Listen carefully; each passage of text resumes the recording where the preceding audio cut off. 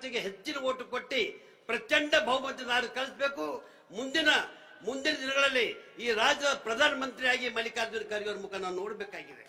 ಆದ ಕಾರಣ ಇವತ್ತಿನ ದಿವಸ ಧೀಮಂತ ನಾಯಕರಾದ ಬಡವರ ಕಣ್ಣೀರು ಒರೆಸುವಂತ ನೇತ, ಬಡವರ ಆಶಾಕಿರಣದಂತ, ಬಡವರ ಏಳಿಗೆ 5 ಗ್ಯಾರಂಟಿ ಕೊಟ್ಟಿ ಬಡವರ ಅನ್ನ ಕೊಟ್ಟಂತ ದೇವರು ಇವತ್ತ ಸಿದ್ದರಾಮಯ್ಯ ಮಾತಾಡ್ತಾ ಇದ್ದಾರೆ. ಮತ್ತೆ DK ಶಿವಕುಮಾರ್ ಭಾಷಣ ಕೇಳಿ ನೀವು ಇವತ್ತು ನನಗ ಅವ್ರು ಬಹಳ ಧೀಮಂತ ನಾಯಕರಿದ್ದಾರೆ. ಅವ್ರದೇ ಒಂದು ರಾಜ್ಯದಲ್ಲಿ ಒಂದು ಛಾಪ ಮೂಡಿಸಿದಾರೆ. ಈ ರಾಜ್ಯದ ಕರ್ನಾಟಕ ಹುಲಿಯಾಗಿ ಸಾಕಷ್ಟು ಕೆಲಸ ಮಾಡ್ತಾ ಇದ್ದಾರೆ. ವೇದಿಕೆ ಮೇಲಂತದ ಗಣ್ಯ ವ್ಯಕ್ತಿಗಳಿಗೂ ಮತ್ತು ಸಮಸ್ತ ಮತದಾರರಿಗೂ ನಾವು ಒಂದೇ ಒಂದು ಕೇಳ್ಕೊತಿದ್ದೀವಿ, ಎಲ್ಲ ಜಾತಿ ಮತ ಭೇದ ಎಲ್ಲರೂ ಒಂದುಗೂಡಿ ಪ್ರಚಂಡ ಬಹುಮತದಿಂದ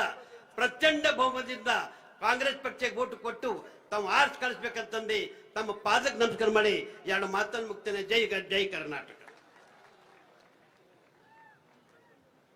ಬಾಬುರಾವ್ ಚಿಂಚನಸೂರನ್ನವರಿಗೆ ವಂದನೆಗಳನ್ನು ಸಲ್ಲಿಸುತ್ತಾ ಈಗ ಕರ್ನಾಟಕ ಘನ ಸರ್ಕಾರದ ಉಪಮುಖ್ಯಮಂತ್ರಿಗಳಾಗಿರ್ತಕ್ಕಂಥ ಸನ್ಮಾನ್ಯ ಶ್ರೀ DK ಶಿವಕುಮಾರ್ ಅವರು ಜನರುದ್ದೇಶಿಸಿ ಮಾತನಾಡಬೇಕಂತ ವಿನಂತಿ ಮಾಡ್ತೀನಿ.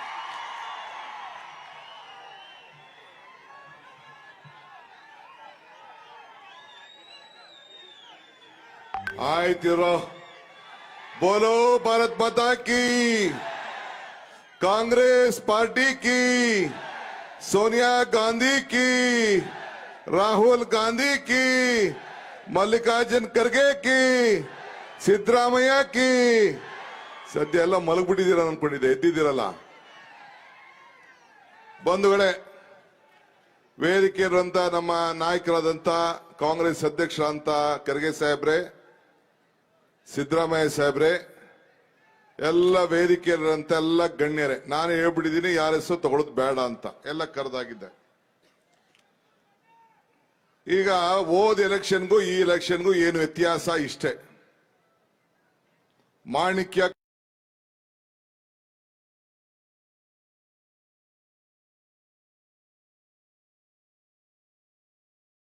ನಾಳೆ ಏನು ಅಂತ ಗೊತ್ತಿಲ್ಲ.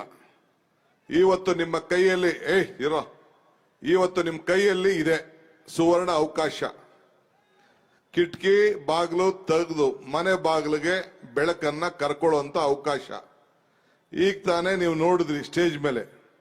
ಹೋದ ಎಲೆಕ್ಷನ್ ಅಲ್ಲಿ ಲಕ್ಷ್ಮಣ್ ಸವದಿ ಇರಲಿಲ್ಲ, ಅವ್ರು ಬಂದು ನಾನು ವಿರೋಧ ಮಾಡಿದೆ ಅಂತ ಹೇಳಿದ್ರು. ಈಗ ತಾನೇ ತಮ್ಮ ಸ್ಟಾರ್ಗಳು 2 ಸ್ಟಾರ್ಗಳು ಮಾಲ್ಕೆ ಗುತ್ತೇದಾರು ಅವರು ಕೂಡ ಬಿಜೆಪಿಗೆ ಹೋಗಿದ್ದವರು ವಾಪಸ್ ಕಾಂಗ್ರೆಸ್ ಪಕ್ಷಕ್ಕೆ ಬಂದಿದ್ದಾರೆ. ಈಗ ನಮ್ಮ ಬಾಬುರಾವ್ ಚಿಂಚನಸೂರು ಅವರು ಬಿಜೆಪಿಗೆ ಹೋಗಿದ್ದವರು ಕಾಂಗ್ರೆಸ್ ಪಕ್ಷಕ್ಕೆ ಬಂದು ಅಭ್ಯರ್ಥಿ ಆಗಿದ್ದಾರೆ. ಈಗ ನಮ್ಮ ರೇವು ನಾಯ್ಕ ಅವರು ಇನ್ನೊಂದು ಪಾರ್ಟಿಲಿದ್ರು, ಅವರು ಕೂಡ ಕಾಂಗ್ರೆಸ್ ಪಕ್ಷಕ್ಕೆ ಬಂದಿದ್ದಾರೆ. ಇದಲ್ಲದೆ ಸಾವಿರಾರು ಜನ ಕಾಂಗ್ರೆಸ್ ಪಕ್ಷಕ್ಕೆ ಕಾರ್ಯಕರ್ತರು ಮುಖಂಡಗಳೆಲ್ಲ ಬಂದಿದ್ದಾರೆ.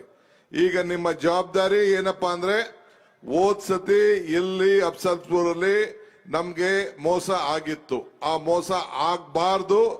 ಇವತ್ತು ಏನಾರು ಧರ್ಮ್ ಸಿಂಗ್ ಅವರ ಆತ್ಮಕ್ಕೆ ಶಾಂತಿ ಸಿಗಬೇಕು ಅನ್ನೋದಾದ್ರೆ, ನಿಮ್ಮ MLAಗೆ ಅಜಯ್ ಸಿಂಗ್ಗೆ ಗೌರವ ಬರಬೇಕು ಅನ್ನೋದಾದ್ರೆ 30,000 ಓಟಲ್ಲಿ ನೀವು ಗೆಲ್ಸಿದ್ದೀರಿ. ಅದಕ್ಕಿನ್ನ ಹೆಚ್ಚಿಗೆ ಓಟನ್ನ ಇವತ್ತು ನಮ್ಮ ಕಾಂಗ್ರೆಸ್ ಅಭ್ಯರ್ಥಿಯನ್ನ ಗೆಲ್ಲಿಸಬೇಕು, ಮಲ್ಲಿಕಾರ್ಜುನ್ ಖರ್ಗೆ ಅವ್ರಿಗೆ ಗೌರವನ ತರಬೇಕು ಅನ್ನೋದು ತಾವೆಲ್ಲ ಶಬ್ದ ಮಾಡಬೇಕು ಅಂತ ಈ ಸಂದರ್ಭ ಹೇಳಲಿಕ್ಕೆ ಬಯಸ್ತಾ ಇದ್ದೀನಿ. ಮಾಡ್ತೀರಾ ಇಲ್ಲ ಫಸ್ಟ್ ಹೇಳಿ, ಮಾಡದಾದ್ರೆ ಕೈ ಎತ್ತಿ, ಇಲ್ಲ ಅಂದ್ರೆ ಕೈ ಕೆಳಗಿಳಿಸಿ. ಏನ ಸ್ವಲ್ಪ ಕಾಣ್ತಾ ಇದೆ ಬಂಧುಗಳೇ, ಬಹಳ ಸಂತೋಷ. ತಮ್ಮ ಅಭಿಮಾನಕ್ಕೆ ತಾವೆಲ್ಲ ಉರುಪಾಗಿದ್ದೀರಿ. ನಿಮ್ಮ MLA ಕೂಡ ಬಹಳ ಬುದ್ಧಿವಂತಿದ್ದಾರೆ ನೋಡಿ. ಎಲ್ಲ ಕಡೆ ಎಲ್ಲ ಬಿಸಿಲಲ್ಲಿ ಭಾಷಣ ಮಾಡಿಸ್ಬಿಟ್ರು, ಎಲ್ಲ ದಡ ಓಡ್ ಬಂದು ಎಲ್ಲ ಮುಗಿಸ್ಕೊಂಡು ಇಲ್ಲಿ ತಂಪಾಗಿ ಕುಂಡಿಸಿ, ನಿಮ್ನು ತಂಪಾಗಿಟ್ಟವ್ರೆ, ನಮ್ನು ತಪ್ಪಾಗಿ ಕುಡಿಸವ್ರೆ. ಈ ಸಂದರ್ಭದಲ್ಲಿ ನಾನು ನಮ್ಮ ಅಜಯ್ ಸಿಂಗ್ ಅವರಿಗೆ ಅಭಿನಂದಿಸ್ತೇನೆ. ನಾನು ಕಾಂಗ್ರೆಸ್ ಪಕ್ಷದ ಅಧ್ಯಕ್ಷನಾಗಿ ನನ್ನ ರಾಜ್ಯಕ್ಕೆ ಮಾಡಿದಾಗ, ಸೋನಿಯಾ ಗಾಂಧಿ ಅವರೆಲ್ಲ ಮಾಡಿದಾಗ ಕೊರೋನಾ ಬಂತು. ಕೊರೋನಾ ಬಂದಂತ ಸಂದರ್ಭದಲ್ಲಿ ಬಹಳ ಕಷ್ಟ, ಯಾರು ಮನೆಯಿಂದ ಈಚೆ ಬರ್ತಿರ್ಲಿಲ್ಲ. ನಾವು ಕಾಂಗ್ರೆಸ್ ಸಹಾಯ ಹಸ್ತ ಅಂತೇಳಿ ಕಾರ್ಯಕ್ರಮ ಮಾಡಿ ನಮ್ಮವ್ರಿಗೆಲ್ಲ ಮನೆಮನೆಗೆ ಕಳಿಸಿ ಅವ್ರಿಗೆಲ್ಲ ತಿಳುವಳಿಕೆ ಹೇಳಿ ಏನೋ ಒಂದು ಶಕ್ತಿಯನ್ನ ತುಂಬುವಂತ ಕೆಲಸ ಕಾಂಗ್ರೆಸ್ ಸರ್ಕಾರ ಮಾಡ್ತು. ಆಗ ನಮ್ಮ ಅಜಯ್ ಸಿಂಗ್ ರವರು ಇಡೀ ರಾಜ್ಯದ ಕಾಂಗ್ರೆಸ್ ಪಕ್ಷದ ಸಹಾಯ ಹಸ್ತ ಕಾರ್ಯಕರ್ತರಿಗೆ ಎಲ್ಲರೂ ಕೂಡ ಇನ್ಸೂರೆನ್ಸ್ ಹಣವನ್ನ ಕಟ್ಟಿದಂತವ್ರು ನಮ್ಮ ಡಾಕ್ಟರ್ ಅಜಯ್ ಸಿಂಗ್ ನಿಮ್ಮ MLA ಅವರು ಅಂತ ಹೇಳಲಿಕ್ಕೆ ನನಗೆ ಬಹಳ ಸಂತೋಷ ಆಗ್ತದೆ. ಯಾಕೆಂದ್ರೆ ಅಧಿಕಾರ ಇದ್ದಾಗ ಮಾಡೋದು ಮುಖ್ಯ ಅಲ್ಲ, ಅಧಿಕಾರ ಇಲ್ಲದೆ ಹೋದಾಗ ಪಕ್ಷದ ಪರವಾಗಿ ನಮ್ಮ ಜನರ ಪರವಾಗಿ ಜನರ ಋಣವನ್ನ ತೀರಿಸುವಂತ ಕೆಲಸ ಏನು ಇವತ್ತು ನಮ್ಮ ಧರಮ್ ಸಿಂಗ್ ಅವರ ಹಾದಿಯಲ್ಲಿ ಇವತ್ತು ಅಜಯ್ ಸಿಂಗ್ ಅವರು ನಡ್ಕೊಂಡು ಬಂದಿದ್ದಾರೆ, ಅದು ಬಹಳ ಚೆನ್ನಾಗಿ ಉತ್ತಮವಾಗಿ ಕೆಲಸ ಕೂಡ ಮಾಡ್ತಾ ಇದ್ದಾರೆ. ಈಗ ಅನೇಕ ಕಾರ್ಯಕ್ರಮದ ಬಗ್ಗೆ ನಿಮ್ಮ ಕ್ಷೇತ್ರದ ಬಗ್ಗೆ ಕೊಟ್ಟಿದ್ದಾರೆ, ನೀರಾವರಿ ಯೋಜನೆ ಬಗ್ಗೆ ಕೊಟ್ಟಿದ್ದಾರೆ, ನನಗೂ ಕೊಟ್ಟಿದ್ದಾರೆ. ಈಗಾಗಲೇ ಟೆಂಡರ್ ಕರೆಯುವಂತ ಸ್ಟೇಜ್ ಅಲ್ಲಿ ಇದೆ. ಇದು ಯಾವ್ದಾದ್ರು ಮಲ್ಲಾಬಾದ್ ಹೇತ ನೀರಾವರಿ ಯೋಜನೆ ಬಗ್ಗೆ 300 ಚಿಲ್ಲರೆ ಕೋಟಿ ರೂಪಾಯಿ ಈಗಾಗಲೇ ನಾವು ನಮ್ಮ ಇಲಾಖೆಯಲ್ಲಿ ಎಲ್ಲ ಏನೇನ್ ಬೇಕೋ ವ್ಯವಸ್ಥೆ ಮಾಡಿದ್ದೇವೆ. ಹತ್ರ ಬರ್ತಾ ಇದೆ. ನಿಮ್ದೇನಪ್ಪಾ ಅಂದ್ರೆ ಅವ್ರಿಗೆ ಶಕ್ತಿ ತುಂಬೋದು, ನಮ್ಮ ಕೆಲಸ ನಿಮ್ಗೆ ಶಕ್ತಿ ತುಂಬುವಂಥದ್ದು. ಆ ಕೆಲಸವನ್ನ ಈ ಸಂದರ್ಭದಲ್ಲಿ ಮಾಡ್ತೇವೆ. ಈಗ ಖರ್ಗೆ ಸಾಹೇಬ್ರನ್ನ ನೀವೆಲ್ಲ ಕೈ ಹಿಡಿಲಿಲ್ಲ. ನಾನು ಒಂದು ಮಾತು ಹೇಳ್ತೀನಿ ಕೇಳಿ. ನಾನು ಆಗಾಗ ಹೇಳ್ತಾ ಇದ್ದೀನಿ, ಒಂದು ಮಾತು ಹೇಳ್ತಾ ಇದ್ದೀನಿ. ಮನುಷ್ಯನ ಹುಟ್ಟು ಆಕಸ್ಮಿಕವಾದ್ದು, ಸಾವು ಅನಿವಾರ್ಯ, ಜನನ ಉಚಿತ, ಮರಣ ಖಚಿತ. ಈ ಹುಟ್ಟು ಸಾವಿನ ಮಧ್ಯದಲ್ಲಿ ನಾವೇನ್ ಮಾಡ್ದೋ ಅನ್ನೋದು ಬಹಳ ಮುಖ್ಯ. ನಮ್ಮ ಲಕ್ಷ್ಮಣ್ ಸವದಿ ಅವರು ಬಹಳ ಚೆನ್ನಾಗಿ ಹೇಳಿದ್ರು. ಇವತ್ತೇನು ನಮ್ಮ ಭಾರತದ ಸಂವಿಧಾನವನ್ನ ನಿಮ್ಮ ಬದುಕಿಗೋಸ್ಕರ ಈ ನಮ್ಮ ಕಲ್ಯಾಣ ಕರ್ನಾಟಕಕ್ಕೆ ಒಂದು ದೊಡ್ಡ ಶಕ್ತಿ ಕೊಟ್ಟು, ಒಂದು ಭಾಗ್ಯ ಕೊಟ್ಟು, ಇವತ್ತು ನಿಮ್ಮ ಜೀವನ, ನಿಮ್ಮ ಮಕ್ಕಳು, ನಿಮ್ಮ ಭವಿಷ್ಯಕ್ಕೆಲ್ಲ ಕೂಡ ಒಂದು ದೊಡ್ಡ ಅಡಿಪಾಯವನ್ನ ಯಾರು ಇಡೀ ದೇಶದ ಉದ್ದಗಲೂ ಕೂಡ ಕಾಶ್ಮೀರಿಂದ ಕನ್ಯಾಕುಮಾರಿವರೆಗೂ ಯಾವ್ದಾರು ಒಬ್ಬ ನಾಯಕ ಹಾಕೊಟ್ಟಿದ್ದಾರೆ ಅಂತಂದ್ರೆ ಆವತ್ತಿನ ಕಾಲದಲ್ಲಿ ಮಲ್ಲಿಕಾರ್ಜುನ್ ಖರ್ಗೆ ಅವರು ಧರಮ್ ಸಿಂಗ್ ಅವರ ಜೊತೆಯಲ್ಲಿ ಸೇರಿ ನಿಮ್ಗೆ ಒಂದು ದೊಡ್ಡ ಶಕ್ತಿಯನ್ನು ಕೊಟ್ಟಿದ್ದಾರೆ. ಆ ಶಕ್ತಿಗೆ ಇವತ್ತು ನೀವು ಋಣವನ್ನ ತೀರಿಸುವಂತ ಒಂದು ದೊಡ್ಡ ಅವಕಾಶ ನಿಮ್ಮ ಕೈಯಲ್ಲಿದೆ. ಅದನ್ನ ಕಳ್ಕೊಳ್ಳಬಾರದು ಅಂತ ಹೇಳಲಿಕ್ಕೆ ಈ ಸಂದರ್ಭದಲ್ಲಿ ನಾನು ನಿಮ್ಮ ಮುಂದೆ ನಿಂತಿದ್ದೇನೆ. ಇವತ್ತು ತಾವೆಲ್ಲ ನೋಡಿದ್ದೀರಿ ಗುಲ್ಬರ್ಗದಲ್ಲಿ ESI ಹಾಸ್ಪಿಟ್ಲು, ಏರ್ಪೋರ್ಟ್ ಬಿಡಿ, ಏರ್ಪೋರ್ಟ್ ಏನೋ ದೊಡ್ಡವರು ಆಡ್ತಾರೆ. ಆದ್ರೆ ESI ಹಾಸ್ಪಿಟ್ಲು ಅದು ಎಂತ ಏನು ಸುಮಾರು 2,000 ಕೋಟಿ ರೂಪಾಯಿ ವೆಚ್ಚದ ಹಾಸ್ಪಿಟ್ಲು. ಕೂಲಿ ಕಾರ್ಮಿಕರ ಮಕ್ಕಳಿಗೆ, ಇವತ್ತೆಲ್ಲ ಬಡವರಿಗೆ ಮೆಡಿಕಲ್ ಕಾಲೇಜು ಎಲ್ಲ ವ್ಯವಸ್ಥೆ. ಈ ಇತಿಹಾಸ ಇರೋವರೆಗೂ ಸುಮಾರು ಒಂದು 500 ವರ್ಷ ಆ ಬಿಲ್ಡಿಂಗ್ ಯಾರು ಏನು ಮಾಡ್ಲಿಕ್ಕೆ ಸಾಧ್ಯ ಇಲ್ಲ. ಒಂದು 20 ತಲೆಮಾರು ಆ ಬಿಲ್ಡಿಂಗು ತಮ್ಮ ಭವಿಷ್ಯ, ತಮ್ಮ ಜನರ ಭವಿಷ್ಯ. ನಾನು ನೋಡಿದ್ದೀನಿ, ಒಳಗಡೆ ಒಂದು ದೊಡ್ಡ ಹಾಲ್ ಇದೆ. ನಮ್ಮ KB ಎಂಪ್ಲಾಯೀಸ್ ಎಲ್ಲ ಕರೆಸಿ ಒಂದು ಸಮಾವೇಶ ಮಾಡಿದೆ. ಇಡೀ ರಾಜ್ಯದಲ್ಲಿ ಎಲ್ಲೂ ಇಲ್ಲ ಅಂತ ಒಂದು ಕಾನ್ಫರೆನ್ಸ್ ಹಾಲು, ಅಂತ ಒಂದು ದೊಡ್ಡ ಕಟ್ಟಡವನ್ನ ಸೋನಿಯಾ ಗಾಂಧಿ ಅವರು ಬಂದು ಅವ್ರದೇ ಕಾಲದಲ್ಲಿ ಉದ್ಘಾಟನೆ ಮಾಡಿದನ್ನ ಭೂಮಿ ಪೂಜೆ ಮಾಡಿ ಅವ್ರದೇ ಕಾಲದಲ್ಲಿ ಉದ್ಘಾಟನೆ ಕೂಡ ಮಾಡಿದ್ರು. ಇಂಥದ್ದು ಇಡೀ ರಾಜ್ಯಕ್ಕೆ ಅವರ ಕಾಲದಲ್ಲಿ ಕಾರ್ಮಿಕ ಇಲಾಖೆಗೆ ಅವರ ಜವಾಬ್ದಾರಿ ಸಿಕ್ಕಿದಾಗ, ಅವರ ಕಾಲದಲ್ಲಿ ರೈಲ್ವೆ ಇಲಾಖೆ ಜವಾಬ್ದಾರಿ ಸಿಕ್ಕಿದಾಗ ಅನೇಕ ಇಂಥ 100 ಯೋಜನೆಗಳನ್ನು ಮಾಡಿ ಈ ದೇಶಕ್ಕೆ ಒಂದು ಕೊಡುಗೆಯನ್ನು ಕೊಟ್ಟಿದ್ದಾರೆ. ನಮ್ಮ ಕಾಂಗ್ರೆಸ್ ಪಕ್ಷ ಕಷ್ಟ ಕಾಲದಲ್ಲಿ ಇದ್ದಂತ ಸಂದರ್ಭದಲ್ಲಿ ಹಿಂದೆ ವಿರೋಧ ಪಕ್ಷದ ನಾಯಕರಾಗಿ, ಇವತ್ತು ಕೂಡ ವಿರೋಧ ಪಕ್ಷದ ನಾಯಕರಾಗಿ ಅವರು ಮಾಡಿದಂತ ಸೇವೆ ಬಹುಶಃ ರಾಜ್ಯದ ಇತಿಹಾಸಕ್ಕೆ ಒಂದು ದೊಡ್ಡ ಶಕ್ತಿಯನ್ನು ಇವತ್ತು ಕೊಟ್ಟಿದ್ದಾರೆ. ಅದಕ್ಕೆ ಇವತ್ತು ನಾವೆಲ್ಲ ಬಂದಿರೋದು ಅವರ ಕೈಯನ್ನ ನೀವು ಬಲಪಡಿಸಬೇಕು ಅಂತ ಹೇಳಲಿಕ್ಕೆ ನಾವು ಇಲ್ಲಿಗೆ ಬಂದಿದ್ದೇವೆ. ಅವ್ರಿಗೆ ಶಕ್ತಿಯನ್ನ ಕೊಡಬೇಕು ಅಂತ ಹೇಳಲಿಕ್ಕೆ ಬಂದಿದ್ದೇವೆ. ನಿಮ್ಮ ಸ್ಫೂರ್ತಿ ನೋಡಿದ್ರೆ ನನಗೆ ಬಹಳ ಸಂತೋಷ ಆಗ್ತದೆ. ನಾವು ಇವತ್ತು, ನಾನು ಮಲ್ಲಿಕಾರ್ಜುನ್ ಖರ್ಗೆ ಸಾಹೇಬ್ರು AICC ಅಧ್ಯಕ್ಷ ಇದ್ದಾರೆ, ನಾನು ರಾಜ್ಯ ಅಧ್ಯಕ್ಷ ಇದ್ದೀನಿ. ನಾನು ಸಿದ್ದರಾಮಯ್ಯನವರು ನಿಮ್ಗೆ 5 ಗ್ಯಾರಂಟಿ ಬಗ್ಗೆ ನಾವು ಮಾತು ಕೊಟ್ಟಿದ್ದು, ಇವತ್ತು ನುಡಿದಂತೆ ನಡೆದಿದ್ದೇವೆ. ಏನು ನನ್ನ ತಾಯಂದಿರಿಗೆ, ನನ್ನ ಹಿರಿಯರಿಗೆ ಎಲ್ಲರೂ ಕೂಡ ಇವತ್ತು ಏನು ನಾವು ಮಾತು ಕೊಟ್ಟಿದ್ದೋ ಎಲ್ಲ ಸಂಪೂರ್ಣವಾಗಿ ಸಿದ್ದರಾಮಯ್ಯ ಸಾಹೇಬ್ರು ಆ ಯೋಜನೆಗಳ ಬಗ್ಗೆ ಹೇಳ್ತಾರೆ. ನಾನೇನು ಹೆಚ್ಚಿಗೆ ಏನು ಹೇಳ್ಬೇಕಾಗಿಲ್ಲ. ಎಲ್ಲರಿಗೂ ಕೂಡ ಯೋಜನೆ ತಲುಪಿದೆ ತಾನೇ, ಕೊಟ್ಟು ಮಾತು ಉಳಿಸ್ಕೊಂಡೋ ತಾನೇ, ಅಷ್ಟೇ ಸಾಕು. ಬಿಜೆಪಿಯವ್ರು ಏನಾದ್ರು ಉಳಿಸ್ಕೊಂಡ್ರ? ನಿಮ್ಮ ಅಕೌಂಟ್ ದುಡ್ಡು ಬಂತ?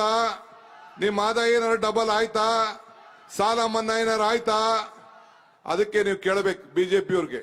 ಆಮೇಲೆ ಹಿಂದೆ ಎಲ್ಲ ಹೆಣ್ಮಕ್ಳು ತಾಯಿಂದಿರು ಬಿಜೆಪಿಗೆ ಯಾರು ವೋಟ್ ಹಾಕಿದ್ರು, ಅವ್ರ ಮನೆಯವರೆಲ್ಲ ದುಡ್ಡು ಇಸ್ಕೊತಾ ಇದ್ದಾರೆ ತಾನೇ, 2,000 ರೂಪಾಯಿ 10 kg ಅಕ್ಕಿ ಅವ್ರಿಗೂ ಬರ್ತಾ ಇದೆ ತಾನೇ, ಬಸ್ಸಲ್ಲಿ ಫ್ರೀಯಾಗಿ ಓಡಾಡ್ತಾ ಇದ್ದಾರೆ ತಾನೇ. ಅದೆಲ್ಲ ನೀವು ಕೇಳಬೇಕು. ಇಂಥದ್ದು ಕಾಂಗ್ರೆಸ್ ಸರ್ಕಾರ ಮಾಡಿದೆ. ಉಪಕಾರ ಸ್ಮರಣೆ ಇರಬೇಕು. ಉಪಕಾರ ಸ್ಮರಣೆ ಇಲ್ಲ ಅಂದ್ರೆ ಯಾರು ಏನು ಮಾಡ್ಲಿಕ್ಕೆ ಸಾಧ್ಯ ಇಲ್ಲ. ಆದ್ರಿಂದ ಇವತ್ತು ಧರಮ್ ಸಿಂಗ್ ಅವರು ಕೂಡ ಅಜಾತ ಶತ್ರುವಾಗಿ ಈ ಕ್ಷೇತ್ರದಲ್ಲಿ ನೀವು 8-9 ಬಾರಿ ಅವ್ರನ್ನ ಗೆಲ್ಸಿದ್ದೀರಿ, ಕಳಿಸಿದ್ದೀರಿ, ಸೇವೆ ಮಾಡಿದ್ದೀರಿ. ಈ ರಾಜ್ಯದ ಜನತೆಗೆ ಮುಖ್ಯಮಂತ್ರಿಯನ್ನು ಕೂಡ ತಾವು ಮಾಡಿದ್ದೀರಿ. ಒಂದು ದೊಡ್ಡ ಶಕ್ತಿಯನ್ನ ಈ ರಾಜ್ಯಕ್ಕೆ ನಿಮ್ಮ ಕ್ಷೇತ್ರದಿಂದ ತುಂಬಿದ್ದೀರಿ. ಆದ್ರೆ ಮತ್ತೆ ಹೋದ್ ಸತಿ ಆದಂತ ಅನ್ಯಾಯ ಮತ್ತೆ ಆಗ್ಬಾರ್ದು. ಏನಾದ್ರು ಧರಮ್ ಸಿಂಗ್ ಅವರ ಆತ್ಮಕ್ಕೆ ಶಾಂತಿ ಸಿಗಬೇಕು, ನಿಮ್ ಕ್ಷೇತ್ರದ ಎಲ್ಲ ವರ್ಗದ ಜನರನ್ನ ಕಾಪಾಡಿದ್ದಾರೆ ಅನ್ನೋದೇನಾದ್ರು ಗಮನದಲ್ಲಿ ಇದೆ ಅಂತಂದ್ರೆ ನಾನು ಯಾವಾಗ್ಲೂ ಒಂದು ಮಾತು ಹೇಳ್ತಾ ಇರ್ತೀನಿ, ಕಾಂಗ್ರೆಸ್ ಶಕ್ತಿ ಈ ದೇಶದ ಶಕ್ತಿ, ಕಾಂಗ್ರೆಸ್ ಇತಿಹಾಸ ಈ ದೇಶದ ಇತಿಹಾಸ, ಕಾಂಗ್ರೆಸ್ ಅಧಿಕಾರಕ್ಕೆ ಬಂದ್ರೆ ಎಲ್ಲ ವರ್ಗದ ಜನರ ಅಧಿಕಾರಕ್ಕೆ ಬಂದಂಗೆ ಅಂತೇಳಿ.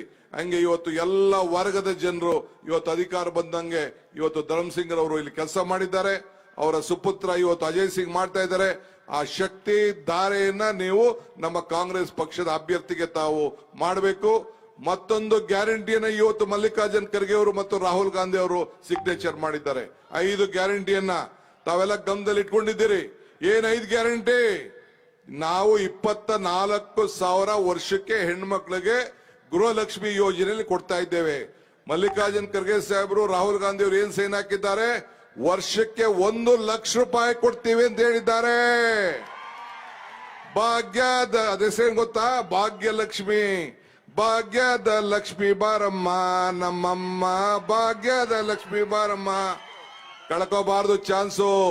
ಯುವಕರಿಗೂ ಕೂಡ 1 ಲಕ್ಷ ಇನ್ಸೂರೆನ್ಸ್, 25 ಲಕ್ಷ ರೂಪಾಯಿವರೆಗೂ ಇನ್ಸೂರೆನ್ಸ್. ನಾನ್ ನೋಡಿ ನಮ್ಮ ಧರಮ್ ಸಿಂಗ್ ಮಗ ಅಜಯ್ ಸಿಂಗ್ ಸಣ್ಣ ದುಡ್ಡು ಕಟ್ಟೋದಕ್ಕೆ ಇವತ್ತು ನೆನ್ಸ್ಕೊಳ್ತಾ ಇದೀವಿ. ನೀವ್ ಯಾರು ಹಾಸ್ಪಿಟ್ಲ್ ಹೋಗ್ಬೇಕಾದ್ರೆ 25 ಲಕ್ಷ ರೂಪಾಯಿವರೆಗೂ ಫ್ರೀ. ಯಾವಾಗ? ಕಾಂಗ್ರೆಸ್ ಸರ್ಕಾರ ಅಧಿಕಾರಕ್ಕೆ ಬಂದಾಗ. ಒಂದ್ ಹೇಳ್ತೀನಿ ಕೇಳಿ, ಈ ದೇಶದಲ್ಲಿ ಮತ್ತೆ ಇಂಡಿಯಾ ಒಕ್ಕೂಟ ಬಂದೇ ಬರ್ತದೆ. ಕಾಂಗ್ರೆಸ್ ಪಕ್ಷ ಅಧಿಕಾರಕ್ಕೆ ಮಾಡ್ತಾರೆ, ನಿಮ್ಮ ಸೇವೆಯನ್ನ ಮಾಡ್ತೀವಿ. ಕರ್ನಾಟಕ ರಾಜ್ಯದಲ್ಲೂ ಕೂಡ ನಾನು ಹೇಳ್ತಾ ಇದ್ದೀನಿ, 20ಕ್ಕೂ ಹೆಚ್ಚು ಸೀಟು ಕಾಂಗ್ರೆಸ್ ಪಕ್ಷ ಬಂದೇ ಬರ್ತದೆ. ನಿಮ್ಮ ಸರ್ಕಾರ 5 ವರ್ಷದ ಸರ್ಕಾರ ಅಲ್ಲ, 10 ವರ್ಷದ ಸರ್ಕಾರ, ಕಾಂಗ್ರೆಸ್ ಸರ್ಕಾರ ಈ ರಾಜ್ಯದಲ್ಲಿ ಇರ್ತದೆ. ತಾವು ಇದನ್ನೆಲ್ಲ ಗಮನದಲ್ಲಿ ಇಟ್ಕೊಳ್ಬೇಕು ಅಂತ ಹೇಳಿ, ಇನ್ನ ಮಿಕ್ಕಿದ ವಿಚಾರಗಳನ್ನ ಖರ್ಗೆ ಸಾಹೇಬರು ಮತ್ತು ಮುಖ್ಯಮಂತ್ರಿಗಳು ಮಾತಾಡ್ತಾರೆ. ತಾವೆಲ್ಲ ಒಕ್ಕೂಟದಿಂದ ಒಬ್ಬೊಬ್ರು 4 ಓಟ್ ಹಾಕ್ಸ್ಬೇಕು. ಇಲ್ಲಿ ಬಂದಿರೋ ಜನ ಶಾಂತಿಯಿಂದ ಕೂತಿದ್ದೀರಿ, ನೆಮ್ಮದಿಯಿಂದ ಕೂತಿದ್ದೀರಿ. ನೀವು 4 ಓಟ್ ಅನ್ನ ಹಾಕ್ಸಕ್ ಮಾತ್ರ 40,000 ಅಂತರದಿಂದ ಇಲ್ಲಿ ಕೊಟ್ಟಾಗ ಮತ್ತೆ ನಾನು ಮುಖ್ಯಮಂತ್ರಿಗಳು ಖರ್ಗೆ ಸಾಹೇಬರು ಬಂದು ಇದೇ ಪುಣ್ಯ ಭೂಮಿಲಿ ನಿಮ್ಗೆ ಅಭಿನಂದನೆ ಹೇಳಿ ನಿಮ್ ಪಾದಕ್ಕೆ ನಮಸ್ಕಾರ ಮಾಡಿ ಹೋಗ್ತೇವೆ. ಎಲ್ಲರಿಗೂ ನಮಸ್ಕಾರ.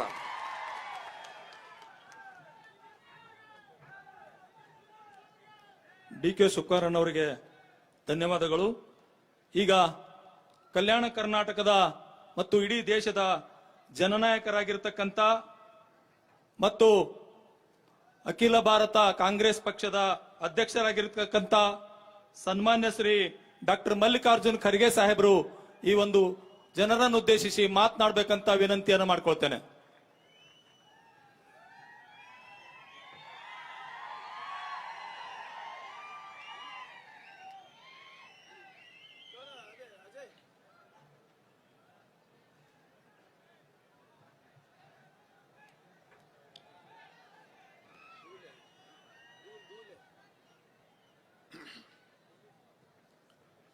ಇಂದಿನ ಚುನಾವಣೆ ಸಭೆಯಲ್ಲಿ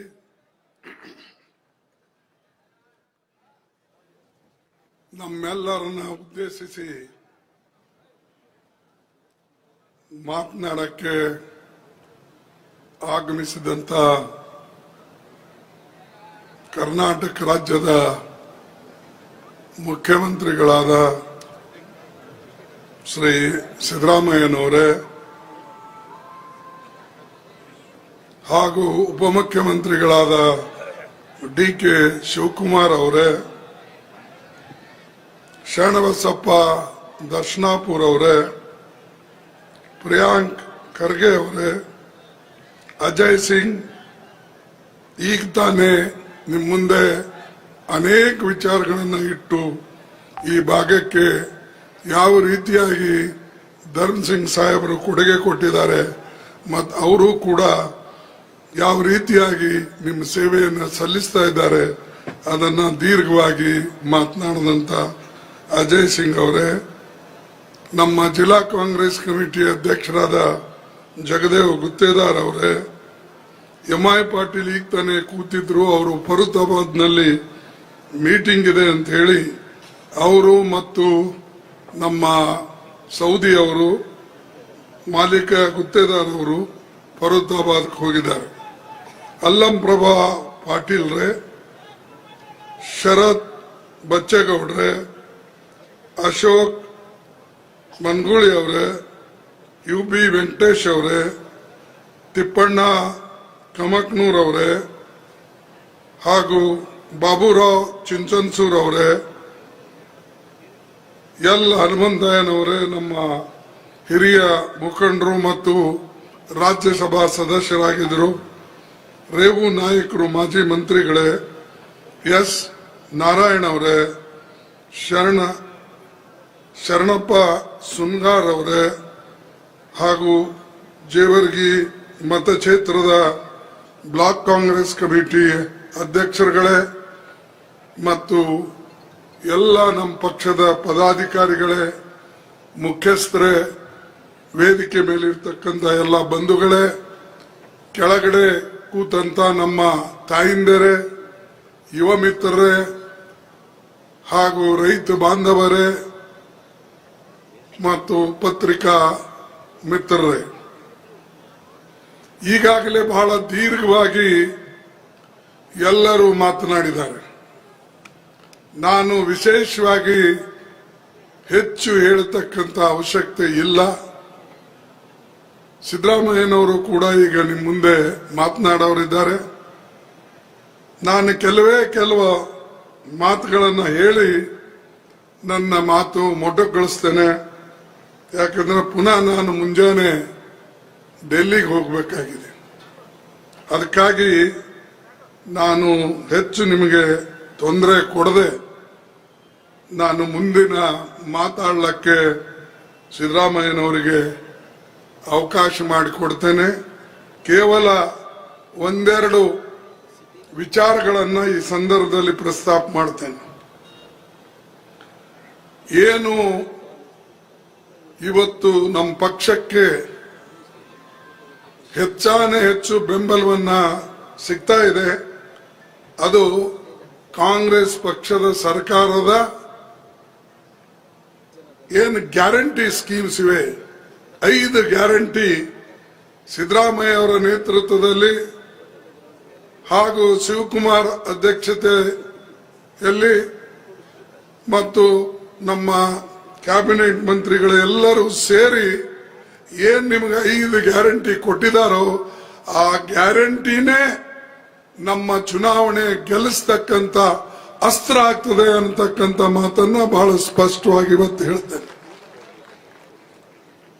ಯಾಕಂದ್ರೆ ಅವರು ಕೊಟ್ಟಂತ ಗ್ಯಾರಂಟಿ, ನಮ್ಮ ಪಕ್ಷ ಕೊಟ್ಟಂತ ಗ್ಯಾರಂಟಿ ರಾಜ್ಯದಲ್ಲಿ ಇದು ಈಗಾಗಲೇ ಅನುಷ್ಠಾನದಲ್ಲಿ ಬಂದಿದೆ. ಈಗಾಗಲೇ ಅದನ್ನ ನಾವು ಇಂಪ್ಲಿಮೆಂಟ್ ಮಾಡಿದ್ದೇವೆ. ಅದನ್ನ ಪದೇ ಪದೇ ನಮ್ಮ ಎಲ್ಲಾ ಮುಖಂಡರು ಕೂಡ ಹೇಳಿದ್ರು. ಅದನ್ನ ನೀವು ಕೈ ಎತ್ತಿ ಅದಕ್ಕೆ ಸ್ವಾಗತವನ್ನ ಮಾಡಿದ್ರಿ. ಅದಕ್ಕಾಗಿ ನಾನು ಹೆಚ್ಚು ಅದರ ಬಗ್ಗೆ ಒತ್ತು ಕೊಡಕ್ಕೆ ಹೋಗೋದಿಲ್ಲ. ಆದರೆ ನಾವು ಕೆಲವು ಗ್ಯಾರಂಟಿಗಳನ್ನ ನಮ್ಮ ಒಕ್ಕೂಟು, ನಮ್ಮ ಇಂಡಿಯಾ ಪಾರ್ಟಿ ಅಧಿಕಾರಕ್ಕೆ ಬಂದ್ರೆ ನೀವೇನ್ ಮಾಡ್ತೀರಿ ಅಂತ ಹೇಳಿ ಜನ ನಮಗೆ ಕೇಳಬಹುದು.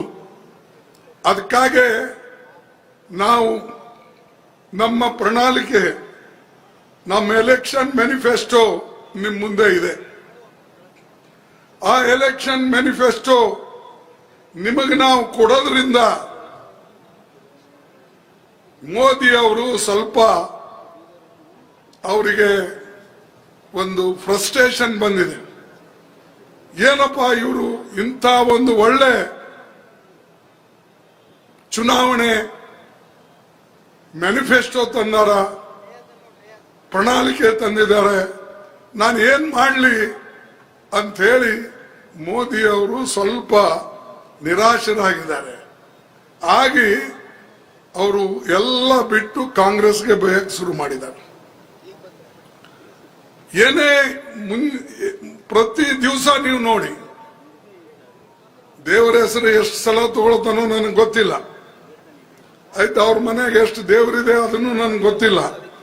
ಆದ್ರೆ ಕಾಂಗ್ರೆಸ್ದವ್ರಿಗೆ ಬೈಯೋದು ಮಾತ್ರ ಬಿಡಲ್ಲ. ಸೋನಿಯಾ ಗಾಂಧಿ ಅವರಿಗೆ ರಾಹುಲ್ ಗಾಂಧಿ ಅವರಿಗೆ, ಪ್ರಿಯಾಂಕಾ ಗಾಂಧಿಗೆ, ನನಗೆ ದಿನಾ ಏನಾರ ಒಂದು ನಮ್ಮ ಮೇಲೆ ಹೇಳೋದು, ಹೇಳಿ ಜನರಿಗೆ ಒಂಥರದ ಅವ್ರ ಮನಸ್ಸಿನಲ್ಲಿ ನಮ್ಮ ಬಗ್ಗೆ ಅಸೂಯೆ ಮೂಡಿಸ್ತಕ್ಕಂಥದ್ದು, ದ್ವೇಷ ಮೂಡಿಸ್ತಕ್ಕಂಥದ್ದು ಈ ಕೆಲಸ ಮೋದಿ ಮಾಡ್ತಾ ಇದ್ದಾರೆ. ಅಷ್ಟೇ ಅಲ್ಲ, ಧರ್ಮದ ಮಧ್ಯೆ ಜಗಳ ಹಚ್ಚೋ ಕೆಲಸನೂ ಮಾಡ್ತಾ ಇದ್ದಾರೆ. ಇತ್ತೀಚೆಗಂತೂ ಹೇಳಿದ್ದಾರೆ, ಕಾಂಗ್ರೆಸ್ ಪಕ್ಷದ ಪ್ರಣಾಳಿಕೆ ಏನಿದೆ ಇದು ಮುಸ್ಲಿಂ ಲೀಗ್ ಪ್ರಣಾಳಿಕೆ ಅಂತ ಹೇಳಿದ್ದಾರೆ. ನಾನು ಅದಕ್ಕೆ ಅವ್ರಿಗೆ ಹೇಳಿದೆ, ಮುಸ್ಲಿಂ ಲೀಗ್ ಪ್ರಣಾಳಿಕೆ ಇದೆ ಅಂತ ಹೇಳಿ ನೀವು ಹೇಳ್ತಾ ಇದ್ರಿ, ದಯವಿಟ್ಟು ನನಗೆ ಸಮಯ ಕೊಡಿ, ನಾವು ನಿನಗೆ ಬಂದು ತಿಳಿಸ್ತೇನೆ, ಏನೇನು ನಮ್ಮ ಪ್ರಣಾಳಿಕೆಯಲ್ಲಿ ಇದೆ ಅದು ನಿಮಗೆ ಹೇಳ್ತೇನೆ ಅಂತ ಹೇಳಿ ಅವ್ರಿಗೆ ನಾನೀಗ ಪತ್ರ ಬರೆದಿದ್ದೇನೆ. ಅದರ ಉತ್ತರ ಇನ್ನೂ ಬಂದಿಲ್ಲ. ಯಾಕೆ ಬಂದಿಲ್ಲ ಅಂದ್ರೆ ಹೇಳಬೇಕಾದಂಥದ್ದು ಏನೂ ಇಲ್ಲ ಅವರಿಗೆ. ನಾವೀಗ 5 ಗ್ಯಾರಂಟಿ ಮಾಡಿದ್ದೇವೆ, 5 ನ್ಯಾಯ, 25 ಗ್ಯಾರಂಟಿ. 5 ಗ್ಯಾರಂಟಿ ಏನು, ನ್ಯಾಯ ಏನು? ಒಂದು ಮಹಿಳಾ ನ್ಯಾಯ, ಹೆಣ್ಣು ಮಕ್ಕಳಿಗೆ ಪ್ರತಿ ವರ್ಷ 1 ಲಕ್ಷ ರೂಪಾಯಿ ಅವರ ಅಕೌಂಟಿಗೆ ಹಾಕ್ತಕ್ಕಂಥದ್ದು ನಾವು ಮಾಡಿದೆವು. ಮಾಡೋದಲ್ಲೇ ನಾನು ಮತ್ತು ರಾಹುಲ್ ಗಾಂಧಿ ಇಬ್ರು ಸೈನ್ ಮಾಡಿ ನಿಮ್ಮ ಮನೆಗೆ ಇಂಥ ಕಾರ್ಡು ತಲುಪಿಸಿದ್ದೇವೆ. ಬಹುಶಃ ನಮ್ಮ ಕಾಂಗ್ರೆಸ್ ಅಧ್ಯಕ್ಷರು ಎಲ್ಲ ಕಡೆ ಇದನ್ನು ತಲುಪಿಸಬೇಕು ಅಂತ ಹೇಳಿ, ಅಥವಾ ಜಿಲ್ಲಾ ಕಾಂಗ್ರೆಸ್ ಕಮಿಟಿ ಅಧ್ಯಕ್ಷರು, ಬ್ಲಾಕ್ ಕಾಂಗ್ರೆಸ್ ಕಮಿಟಿ ಅಧ್ಯಕ್ಷರು ನಿಮ್ಮ ಮನೆಗೆ ತಲುಪಿಸಬೇಕು. ದಯವಿಟ್ಟು ಇದನ್ನ ನೋಡಿ. ಈಗ ಮಹಿಳಾ ನ್ಯಾಯ 1 ಲಕ್ಷ ರೂಪಾಯಿ ನಾವು ಕೊಡ್ತೇವೆ ಅಂತ ಹೇಳುವಾಗ ಇದೇನು ಮುಸಲ್ಮಾನರಿಗಷ್ಟೇ ನಾನು ಸೀಮಿತ? ಮೋದಿ ಅವರೇ, ಇದು ಎಲ್ಲಾ ಮಹಿಳೆಯರಿಗೆ ಕೊಡ್ತೇವೆ. ಅವರು ಬ್ರಾಹ್ಮಣರು ಇರಬಹುದು, ಲಿಂಗಾಯತರು ಇರಬಹುದು, ಮುಸಲ್ಮಾನರು ಇರಬಹುದು, ಯಾವ ಜಾತಿಗೆ ಸೇರಿದಂತವ್ರು ಇರಲಿ, ಅವರು ಬಡವರಿದ್ದಂತ ಮಹಿಳೆಯರಿಗೆ ಅವ್ರ ಮನೆಗೆ ಯಾರು ಯಜಮಾನಿಕೆ ಮಾಡ್ತಾರೋ ಅವರಿಗೆ 1 ಲಕ್ಷ ರೂಪಾಯಿ ವರ್ಷಕ್ಕೆ ನಾವು ಕೊಡ್ತೇವೆ. ಪ್ರತಿ ತಿಂಗಳ 8,500 ರೂಪಾಯಿ ಅವ್ರ ಕೈಗೆ ಬರ್ತದೆ ಪ್ರತಿ ತಿಂಗಳ. ಈ ಕೆಲಸ ನಾವು ಮಾಡಿದ್ದೇವೆ. ಇದರ ಮೇಲೂ ಸಿಟ್ಟ ಮೋದಿ, ಅರೆ ಹೆಣ್ಮಕ್ಳು ಇಷ್ಟೊಂದು ದುಡ್ಡು ತಗೊಂಡ್ರೆ ನಮಗೆಲ್ಲಿ ಓಟ್ ಹಾಕ್ತಾರ, ಆ ಓಟಿಂಗ್ಗೋಸ್ಕರ ಮಾಡಿದ್ದಾರೆ ಅಂತ ಹೇಳಿ ಅದು ಒಂದು ಗುಲ್ಲೆ ಬಸ್ತ. ಆಮೇಲೆ ರೈತ ನ್ಯಾಯ, ರೈತರಿಗಾಗಿ ನಾವು ಹೇಳಿದೇವೆ, ನೋಡಿ ನಿಮ್ಮ ಸಾಲ ಮನ್ನಾ ನಾವು ಅಧಿಕಾರಕ್ಕೆ ಬಂದ್ರೆ ನಾವು ಸಾಲ ಮನ್ನಾ ಮಾಡ್ತೇವೆ, ಎಲ್ಲಾ ರೈತರ ಸಾಲ ಮನ್ನಾ ಮಾಡಿಕೊಡ್ತೇವೆ ಅಂತಕ್ಕಂಥ ಮಾತು ನಮ್ಮ ಚುನಾವಣೆ ಪ್ರಣಾಳಿಕೆಯಲ್ಲಿ ಹೇಳಿದೆ. ಅದು ಕೂಡ ಮೋದಿಗೆ ಅದು ಒಂದು ಬುಗುಲು. ಇದನ್ನು ಅವರೇ ಮಾಡ್ತಾ ಇದ್ದಾರೆ. ಮತ್ ನಾನೇನು ಹೇಳಬೇಕು ಅನ್ನೋದು ಅವರಿಗೆ ಸ್ವಲ್ಪ ಅವ್ರ ತೊಂದರೆಯಲ್ಲಿ ಇರಬೇಕು. ಮೂರನೇದು ನಾವು ಹೇಳಿದ್ದೇವೆ, ಯುವ ಬೆಳಕು ಅಂದ್ರೆ ಯುವ ನ್ಯಾಯ. ಯುವಕರಿಗೇನು, ಅವರಿಗೆ ಟ್ರೈನಿಂಗ್ ಕೊಡಕ್ಕೆ ಮತ್ತು ಏನು ಸರ್ಕಾರಿ ನೌಕರಿಗಳಲ್ಲಿ ಇವತ್ತು ವೇಕೆನ್ಸಿಗಳಿವೆ, 30 ಲಕ್ಷ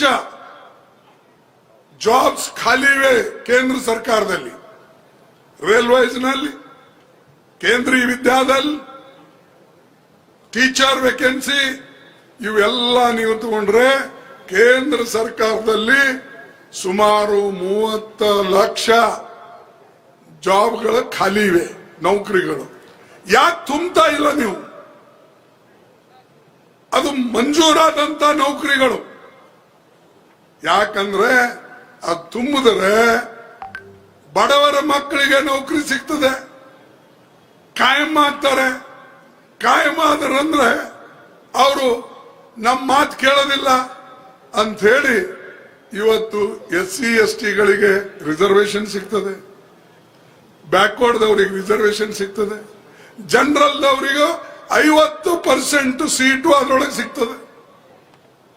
ಅದಕ್ಕೆ ಮೋದಿ ಈಗೇನ್ ಮಾಡ್ತಾನೆ, ಡೈಲಿ ವೇಜ್ಗೆ ಇಲ್ಲ ಕಾಂಟ್ರಾಕ್ಟ್ ಲೇಬರ್. ಇಂಥ ಮನುಷ್ಯ ಬಡವರ ಪರ ಇಲ್ಲ, ಇವನು ಯಾವಾಗಲೂ ಶ್ರೀಮಂತರ ಪರ ಇರ್ತಕ್ಕಂಥ ವ್ಯಕ್ತಿ. ಅದಕ್ಕೆ ಈ ಯುದ್ಧ ಏನಿದೆ, ಇವತ್ತು ನಾವೇನು ಮತ ಕೇಳ್ತಾ ಇದ್ದೇವೆ, ಒಂದ್ ಕಡೆ ಮೋದಿ ಇದ್ದಾರೆ, ಇನ್ನೊಂದು ಕಡೆ ಈ ದೇಶದ ಜನ ಇದ್ದಾರೆ. ಜನ ತೀರ್ಮಾನ ಮಾಡ್ತಾರೆ, ಅದು ನೀವು ಲಕ್ಷಣಾಗಿ ಇಟ್ಕೊಳ್ಬೇಕು. ಇನ್ನೊಂದು, ಇವತ್ತು ನಮ್ಮ ಕೂಲಿಕಾರರ ದಿನಾಚರಣೆ, ಇಡೀ ಪ್ರಪಂಚದಲ್ಲಿ ಇದನ್ನ ಆಚರಣೆ ಮಾಡ್ತಾರೆ. ಅದಕ್ಕೆ ನಾವು 400 ರೂಪಾಯಿ ಮನ್ರೇಗಾದಲ್ಲಿ ಮಾಡಿಕೊಡ್ತೇವೆ. ಮೊದಲು ಕಡಿಮೆ ಇತ್ತು, ಈಗ 400 ರೂಪಾಯಿ 100 ದಿವಸ ಎಲ್ಲ ಹಳ್ಳಿಗಳಲ್ಲಿ ಈ ಮನ್ರೇಗಾ ಯೋಜನೆ ನಾವು ಪ್ರಾರಂಭ ಮಾಡ್ತೇವೆ. ಇದಕ್ಕೂ ಅವ್ರಿಗೆ ಹೊಟ್ಟೆ ಕಿಚ್ಚು.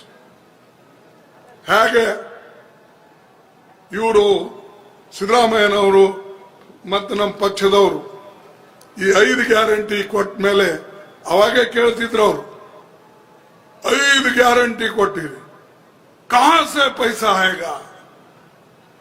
देश ये कर्नाटक राज्य दिवाला हो जाएगा अंदर। अरे दिवाला नहीं, बर्बाद होने के जगह आबाद हुआ है।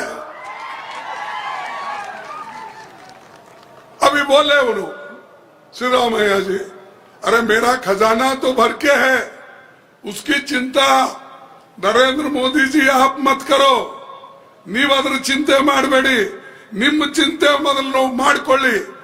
ಕೇಂದ್ರ ಸರ್ಕಾರದಲ್ಲಿ ಎಷ್ಟು ಹಣ ಇದೆ?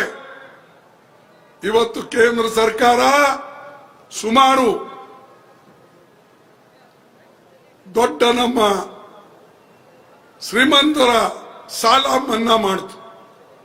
16 ಲಕ್ಷ ಕೋಟಿ ರೂಪಾಯಿ ಮನ್ನಾ ಮಾಡಿತು. ಬಡವರದು ರೈತರ ಸಾಲ ಎಷ್ಟು ಮನ್ನಾ ಮಾಡಿದೆ ನೀವು ಹೇಳ್ರಿ? ಮಾಡಿದೇನಾ? ಇಲ್ಲ. ಮತ್ ಸಾಲ ಯಾರ್ದಾಯ್ತು ಮನ್ನಾ? ಶ್ರೀಮಂತರದಾಯ್ತು.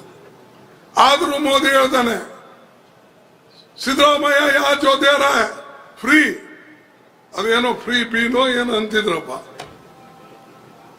ಆದ್ರೆ ಇಲ್ಲಿ ಕೊಟ್ಟರು ಕೂಡ ನಿಮಗೆ 5 ಸ್ಕೀಮ್ ಯೋಜನೆಗಳು ಕೊಟ್ಟರು ಕೂಡ ಆ ಹಣ ನಮ್ಮಲ್ಲಿ ಇರ್ತದೆ, ಅಭಿವೃದ್ಧಿ ಕೆಲಸ ಆಗ್ತವೆ. ನಿನ್ಬಲ್ಲಿ ಯಾಕಿಲ್ಲಪ್ಪ?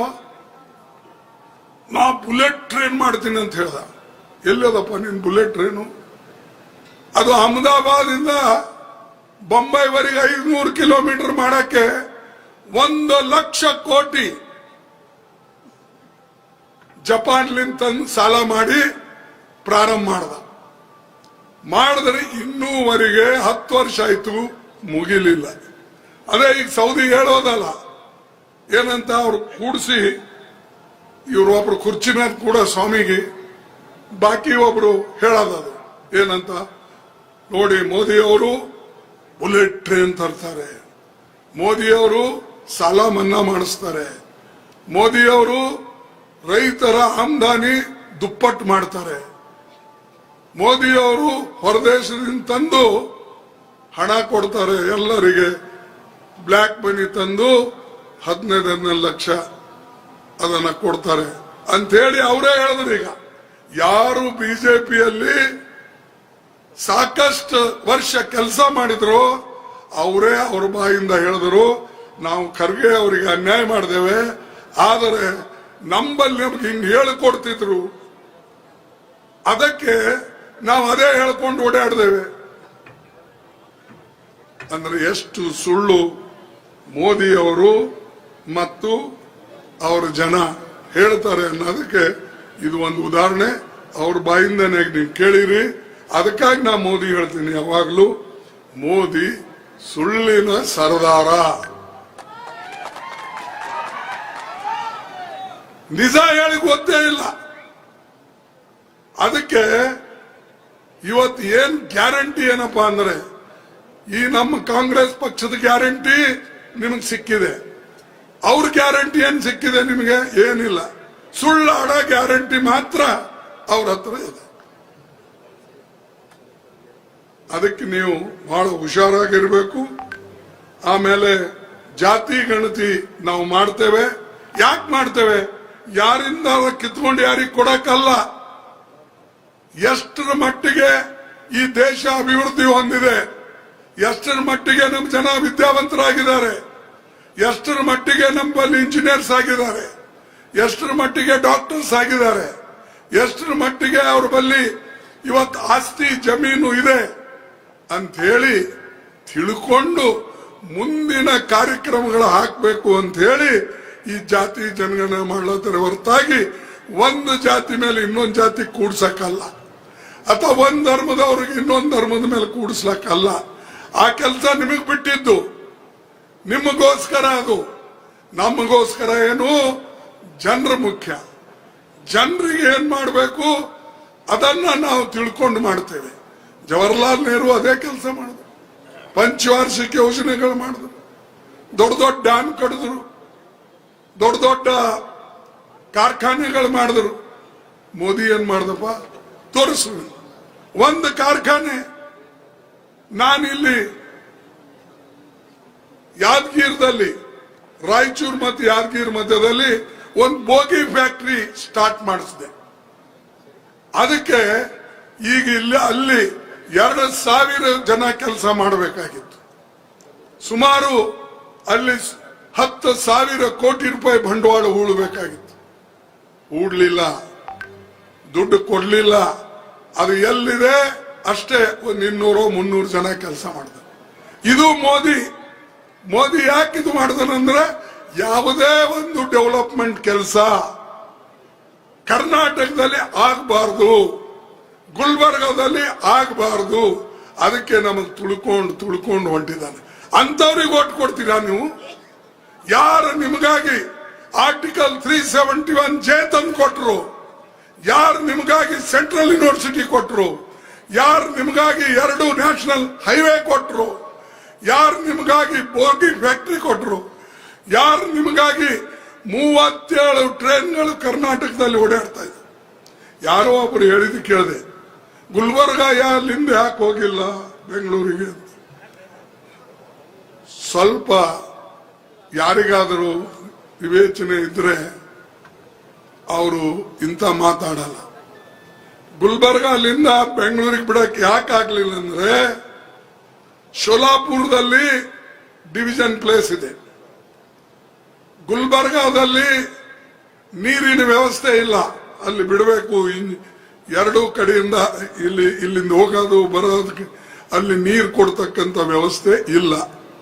ಅದಕ್ಕಾಗಿ ನಾವೇನ್ ಮಾಡಿದೇವೆ, ಇಲ್ಲ ವಾಡಿಯಿಂದ ಬಿಡಬೇಕಾಗಿತ್ತು ಜಂಕ್ಷನ್ಲಿಂದ, ಇಲ್ಲ ಶೋಲಾಪುರ ಜಂಕ್ಷನ್ಲಿಂದ ಬಿಡಬೇಕಾಗಿತ್ತು. ವಾಡಿಯಿಂದ ಬಿಟ್ರೆ ಕಲಬುರಗಿ ಹೋಗ್ತದೆ, ಯಾಕಂದ್ರೆ ಆ ಕಡೆ ಹೋಗ್ತವೆ. ಅದಕ್ಕೆ ನಾವು ಶೋಲಾಪುರದಿಂದ ಮಾಡಿದೇವೆ. ಶೋಲಾಪುರದಿಂದ ಮಾಡಿ ಬೆಂಗಳೂರುವರೆಗೆ ಬಿಡಕ್ಕೆ ಎಲ್ಲ ಕವರ್ ಆಗ್ತವೆ. ಗಾಣಗಾಪುರ್ ಕವರ್ ಆಗ್ತದೆ, ಗುಲ್ಬರ್ಗಾ ಕವರ್ ಆಗ್ತದೆ, ವಾಡಿ ಕವರ್ ಆಗ್ತದೆ. ಇದು ಪೂರ್ತಿ ಬೆಂಗಳೂರು ತನ ಹೋಗುದು. ಅದು ಯಾರಿಗೆ ವಿವೇಕ್ ಇದೆ ಅವ್ರಿಗೆ ಅರ್ಥ ಆಗ್ತದೆ. ಈಗ ನಾವು ಬೀದರಿಂದ ಮಾಡಿಕೊಟ್ಟೇವೆ ಬೆಂಗಳೂರಿಗೆ. ಯಾರು ನಮ್ಗೆ ಹೇಳಿದ್ರ? ಯಾರು ಕೇಳಿದ್ರ? ಇಲ್ಲ, ನಾವು ಮಾಡಿಕೊಟ್ಟೇವೆ. ನಾನು ಜನ ಬೇಕ್ರಿ ಹೊರತಾಗಿ ಅದು ಎಲ್ಲಿಂದ ಹೋಗ್ತದೋ ಯಾವ ಕಡೆ ಹೋಗ್ತದೋ ಅದು ನನ್ಗೇನು ಗೊತ್ತಿಲ್ಲ.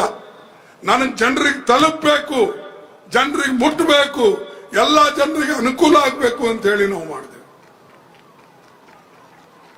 ಬೀದರಿಂದ ಜೇವರ್ಗಿವರೆಗೆ ನ್ಯಾಷನಲ್ ಹೈವೇ, ಜೇವರ್ಗಿಲಿಂದ ಮುಂದೆ ನ್ಯಾಷನಲ್ ಹೈವೇ ಇಲ್ಲ. ಅದನ್ನ ಪುನಃ ನಮ್ಮ ಸರ್ಕಾರದಲ್ಲಿ ಜೇವರ್ಗಿಲಿಂದ ಪುನಃ ಶ್ರೀರಂಗಪಟ್ಟಣವರೆಗೆ ನ್ಯಾಷನಲ್ ಹೈವೇ ಡಿಕ್ಲೇರ್ ಮಾಡಿಸಿ ಈಗ ಅದು ನ್ಯಾಷನಲ್ ಹೈವೇ ಆಗಿದೆ. ಮೊದಲು ಬರೇ Bidar to Jevargi, Jevargi to Bijapur, Bijapur to Sankeshwar. ಅರ್ಥ ಮಾಡ್ಕೊಳ್ಳೋದಿಲ್ಲ ಜನ, ತಿಳ್ಕೊಳ್ಳೋದು ಇಲ್ಲ. ಇವೆಲ್ಲ ಕೆಲಸ ನಾವು ಜನರಿಗಾಗಿ ಮಾಡಿದೆ ಹೊರತಾಗಿ ಯಾರಿಗೋ ಇದನ್ನ ಅವರಿಗೆ ನಮ್ಮ ಕಡೆ ಮತ ಸೆಳಿಬೇಕು ಅಂತೇನಿಲ್ಲ. ಮತ ಸೆಳಿಬೇಕು ಅದಕ್ಕೆ ನಾ ಎಂದು ಮಹತ್ವ ಕೊಟ್ಟೇ ಇಲ್ಲ. ಜನ ಕೆಲಸ ಮಾಡಿದ್ರೆ ಓಟ್ ಕೊಡ್ತಾರೆ, ಇದು ನನ್ನ ನಂಬಿಕೆ.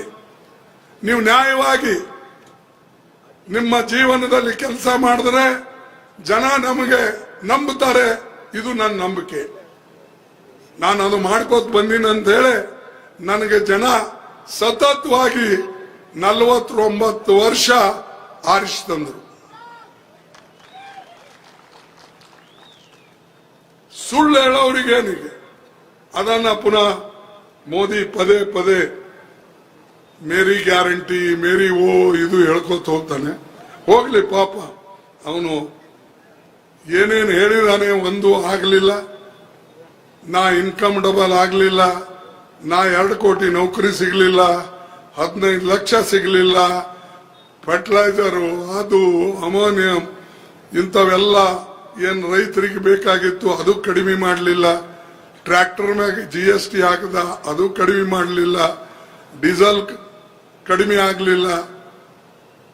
ಫರ್ಟಿಲೈಸರ್ ಬೆಲೆ ಕಡಿಮೆ ಆಗಲಿಲ್ಲ, ಅದಕ್ಕೆ 5% ಹಾಕಿಬಿಟ್ಟ. ಕೆಟ್ಟದೇ ಮಾಡಿದ ರೈತರಿಗೆ ಹೊರತಾಗಿ ಒಳ್ಳೇದು ಮಾಡಿಲ್ಲ. ಅದಕ್ಕೆ ಬಂಧುಗಳೇ, ನಾನು ಹೆಚ್ಚು ನಿಮ್ಮ ಮುಂದೆ ಹೇಳಿದೆ. ಇಷ್ಟು ಮಾತ್ರ ಇವತ್ತಿನ ದಿವಸ ನಿಮಗೆ ಹೇಳಕ್ಕೆ ಇಚ್ಛೆ ಪಡ್ತೇನೆ. ನಮ್ಮ ಸರ್ಕಾರ, ನಮ್ಮ ಅಲಯನ್ಸ್ ಪಾರ್ಟಿ, ನಾವು ಸುಮಾರು 26 ಪಾರ್ಟಿಗಳ ಕೂಡಿ ಹೋರಾಟವನ್ನು ಮಾಡ್ತಾ ಇದ್ದೇವೆ. ಅದಕ್ಕೆ ಯಾವಾಗಲೂ ಮೋದಿ ಅವರು ಹಂಗಿಸ್ತಾರೆ, ಅವ್ರ ಬಳಿ ಯಾರು ಲೀಡರ್ ಅಲ್ಲ, ಯಾರು ಇದು ಇದ್ದಾರೆ, ನಾನು ಇಲ್ಲಿದ್ದೇನೆ, ಮೋದಿ ಹೈ ತೋ ಮುಮ್ಕಿನ್ ಹೈ, ಮೋದಿ ಯಹಾ ಹೈ ಅಂತಾನೆ. ಮೇರಿ 56 ಇಂಚ್ ಕಿ ಛಾತಿ ಹೈ ಅಂತಾನೆ. ಅರೆ 56 ಇಂಚ್ ಕಿ ಛಾತಿ ತಗೊಂಡು ಏನ್ ಮಾಡೋದಪ್ಪ? ನಾವು ಟೇಲರ್ ಬಲ್ ಒಯ್ಬೇಕಾ ನಿನ್ಗ? ಎಷ್ಟು ಇಂಚು ಜನ? ನೀನು ದೇಶಕ್ಕಾಗಿ ಏನ್ ಮಾಡಿದ್ದೆ ಅದು ಮೊದಲು ಹೇಳು, ರೈತರಿಗಾಗಿ ಏನ್ ಮಾಡಿದ್ದೆ ಅದು ಹೇಳು. SCP ಶೆಡ್ಯೂಲ್ ಕಾಸ್ಟ್ ಬಗ್ಗೆ ಬಹಳ ಮಾತಾಡ್ತಾನೆ ಇತ್ತೀಚೆಗೆ. ಇಲ್ಲಿ ನಮ್ಮ ಸರ್ಕಾರ ಇದ್ದಾಗ ಆಂಧ್ರದಲ್ಲಿ ನಾವು SCP ಒಂದು ಕಾನೂನು ತಂದು ಈ SC STಗಳಿಗೆ ಅವರ ಸಂಖ್ಯಾಬಲದ ಮೇಲೆ ನಾವು ಅಥವಾ ಬಜೆಟಿನ ಆಧಾರದ ಮೇಲೆ ನಾವು ಒಂದು ಕಾನೂನು ತಂದು ಅಲ್ಲಿ ಅವರಿಗಾಗಿ ನಾವು ಅನುಷ್ಠಾನದಲ್ಲಿ ತಂದೇವೆ. ಕರ್ನಾಟಕದಲ್ಲಿ ಸಿದ್ದರಾಮಯ್ಯನವರ ನೇತೃತ್ವದಲ್ಲಿ ಇಲ್ಲೂ ಕೂಡ ಇವತ್ತು ನಾವು SCP STP ಅಂದ್ರೆ STಗಳಿಗೆ SCಗಳಿಗೆ ಯಾವ ರೀತಿಯಾಗಿ ಆಂಧ್ರ ಕಡೆ ಬೇರೆ ಕಡೆ ಕೊಟ್ಟಿದ್ದಾರೋ ಅದೇ ರೀತಿಯಾಗಿ 2ನೇ ಸ್ಥಾನ ಕರ್ನಾಟಕ ನಾವು ಕೊಡ್ತಾ ಇದ್ದೇವೆ. SCP ಅಲ್ಲ, SCP ಇದು ನಾವು ಕೊಡ್ತಾ ಇದ್ದೇವೆ.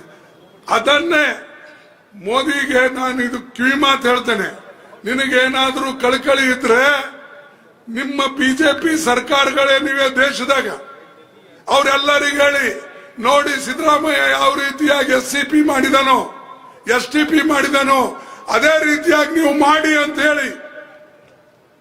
ಯಾವ ರೀತಿಯಾಗಿ ತೆಲಂಗಾಣದಲ್ಲಿದೆ, ಆಂಧ್ರದಾಗಿದೆ, ಆ ರೀತಿಯಾಗಿ ಮಾಡಿ ಅಂತ ಹೇಳಿ ಮಾಡೋ ಧೈರ್ಯ ಇಲ್ಲ. ಹೇಡಿಗಳು ನಮಗೆ ಹೇಳ್ತಾರೆ ನೀವೇನ್ ಮಾಡಿರಿ, ನೀವೇನ್ ಮಾಡಿರಿ. ನಾವೆಲ್ಲ ಟೀಕೆ ಮಾಡಕ್ ಶುರು ಮಾಡಿದ್ಮೇಲೆ ಈಗ ಆ ಮುರ್ಮಾ ಅವರಿಗೆ ಪಾಪ ನಿನ್ನೇನೋ ಇನ್ವಿಟೇಷನ್ ಕೊಟ್ಟು ಇವತ್ತು ಹೋಗ್ಯಾರೇನು ಅಯೋಧ್ಯಕ್ಕೆ, ಇಲ್ಲ ಅಯೋಧ್ಯಕ್ಕೆ ಇವತ್ತು ಸ್ವಾಗತ ಮಾಡ್ಲತ್ತಾರೆ. ಇಂಥ ಮೋದಿ ಇವತ್ತು ಜನರ ಕಲ್ಯಾಣಕ್ಕಾಗಿ ಪ್ರೈಮ್ ಮಿನಿಸ್ಟರ್ ಆದವನಲ್ಲ. ಇವನು ಕೇವಲ RSS ದವರ ಮಾತು ಕೇಳಿ ಶ್ರೀಮಂತರ ಹೊಟ್ಟೆ ತುಂಬಿಸಕ್ಕೆ, ಶ್ರೀಮಂತರಿಗೆ ಲೂಟಿ ಮಾಡಿಸಕ್ಕೆ, ಬಡವರಿಗೆ ಶೋಷಣೆ ಮಾಡಕ್ಕೆ ಇವತ್ತು ಮೋದಿ ಪ್ರೈಮ್ ಮಿನಿಸ್ಟರ್ ಆಗಿದ್ದಾನೆ ಹೊರತಾಗಿ ಬಡವರ ಬಗ್ಗೆ ಕಾಳಜಿ ಇಲ್ಲ. ಅವನು ಬಡವರ ಬಗ್ಗೆ ಯಾವ ಮಾತು ಬಡವರು ಕೇಳೋದಿಲ್ಲ.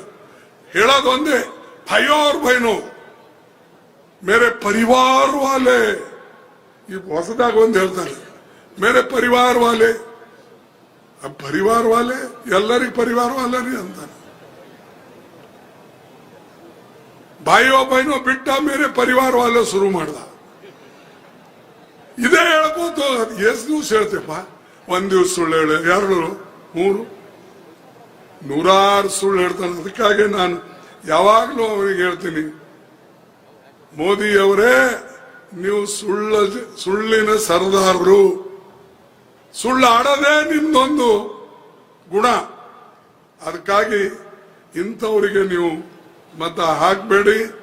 ಕಾಂಗ್ರೆಸ್ ಪಾರ್ಟಿ ಹಸ್ತದ ಗುರುತಿಗೆ ನಿಮ್ ಮತ ಹಾಕಬೇಕು. ಬೇರೆಯವ್ರಿಗೆ ನೀವು ಹೇಳಬೇಕು, ಹಳ್ಳಿ ಹಳ್ಳಿ ಹೋಗ್ಬೇಕು, ಇದು ತಿಳಿಸಿ ಹೇಳಬೇಕು. ಇದು ನಮ್ಮೊಬ್ಬರ ಪ್ರಶ್ನೆ ಅಲ್ಲ, ಯಾರೋ ಒಬ್ಬರು MP ಆಗ್ತಾರಂತ ನಿಮಗೆ ಹೇಳ್ತಾ ಇಲ್ಲ.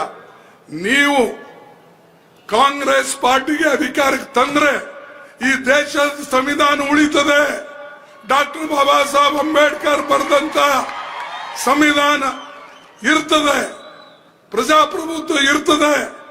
ನೀವು ಒಂದು ವೇಳೆ ಇದನ್ನ ನೀವು ನಿರ್ಲಕ್ಷ್ಯ ಮಾಡಿ ನಿಮ್ಮ ಮತಗಳನ್ನ ಕೆಡಿಸಿದ್ರೆ ನಮ್ಮ ಸಂವಿಧಾನ ಹಾಳಾಗಿ ಹೋಗ್ತದೆ, ನಮ್ಮ ಪ್ರಜಾಪ್ರಭುತ್ವ ಹಾಳಾಗಿ ಹೋಗ್ತದೆ.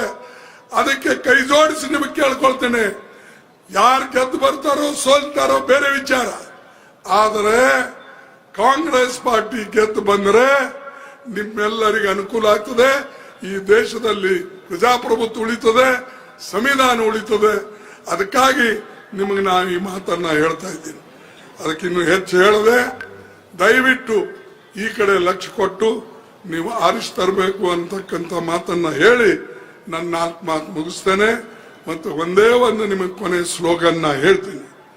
ನಾನು ಹೇಳ್ದಂಗೆ ನೀವು ಕೂಡ ಹೇಳಬೇಕು ಅಂತ ಹೇಳಿ ನಾನು ಕೇಳ್ಕೊಳ್ತೀನಿ. ನಾ ಹೇಳ್ತೀನಿ, ಮೋದಿ ಹಟಾವ್ ದೇಶ ಬಚಾವ್, ಮೋದಿ ಹಟಾವ್. ಯಾಕಪ್ಪ ರಾತ್ರಿ ಆದಂಗೆ ಸ್ವಲ್ಪ ಏನು ತೂಕಡಿಸ್ಲತ್ರೆ? ಮೋದಿ ಹಟಾವ್, ಮೋದಿ ಹಟಾವ್. ಜೈ ಹಿಂದ್. ಸ್ವಲ್ಪ ಜೋರಾಗಲ್ರಪ್ಪ. ಜೈ ಹಿಂದ್, ಜೈ ಹಿಂದ್, ಜೈ ಕಾಂಗ್ರೆಸ್, ಜೈ ಕಾಂಗ್ರೆಸ್. ನಿಮ್ಮೆಲ್ಲರಿಗೆ ವಂದನೆಗಳು, ನಮಸ್ಕಾರ. ನಾವು 7ನೇ ತಾರೀಕು ತಾವು ಹೋಗಿ ಬೂತ್ ವಾಯ್ಸ್ ಎದುರು ನಿಂತು ನೋಡ್ಬೇಕು. ಕೆಲವು ಜನ ಕಮಾಲ್ ಮಾಡ್ತಾರೆ. ಆ ದಿವಸ ರಾತ್ರಿನೇ ಕತಲ್ ರಾತ್ರಿ ಶುರುವಾಗ್ತದೆ ಅವ್ರದ್ದು. ಅದಕ್ಕಾಗಿ ನೀವು ಹುಷಾರಿರ್ಬೇಕು. ಹುಷಾರಿದ್ರೆ ನೀವು ಗೆಲ್ತೀರಿ. ಇಲ್ಲಪ್ಪ ಹುಷಾರಿಲ್ಲ, ಆಗಿದ್ರೆ ಆಗ್ತದೆ ಅಂತ ನೀವು ಮಲಗಿದ್ರೆ ನಿಮಗೆ ತೊಂದರೆ ಆಗ್ತದೆ. ಈ ಮಾತು ಯಾಕೆ ಹೇಳ್ತೀನಿ ಅಂದ್ರೆ, ಒಂದ್ ಸಾರಿ ಡಾಕ್ಟರ್ ಬಾಬಾ ಸಾಹೇಬ್ ಅಂಬೇಡ್ಕರ್ ಅವರು ಎಕ್ಸಿಕ್ಯೂಟಿವ್ ಕೌನ್ಸಿಲ್ ಮೀಟಿಂಗ್ ಇತ್ತು, ರೌಂಡ್ ಟೇಬಲ್. ಆವಾಗ ಕೆಲವು ಪತ್ರಕರ್ತರು ಆ ಹೋಟೆಲ್ನಲ್ಲಿ ಎಲ್ಲ ಕಡೆ ಅಡ್ಡಾಡ್ತಾ ಇದ್ರು. ಅಡ್ಡಾಡುವಾಗ ಎಲ್ಲರೂ ಮಲಗಿದ್ರು. ಎಲ್ಲಿಯೂ ಯಾವ ರೂಮ್ನಲ್ಲೂ ಕೂಡ ಲೈಟ್ ಇರಲಿಲ್ಲ. ಎಲ್ಲರೂ ಮಲಗ್ಯಾರಂತೆ.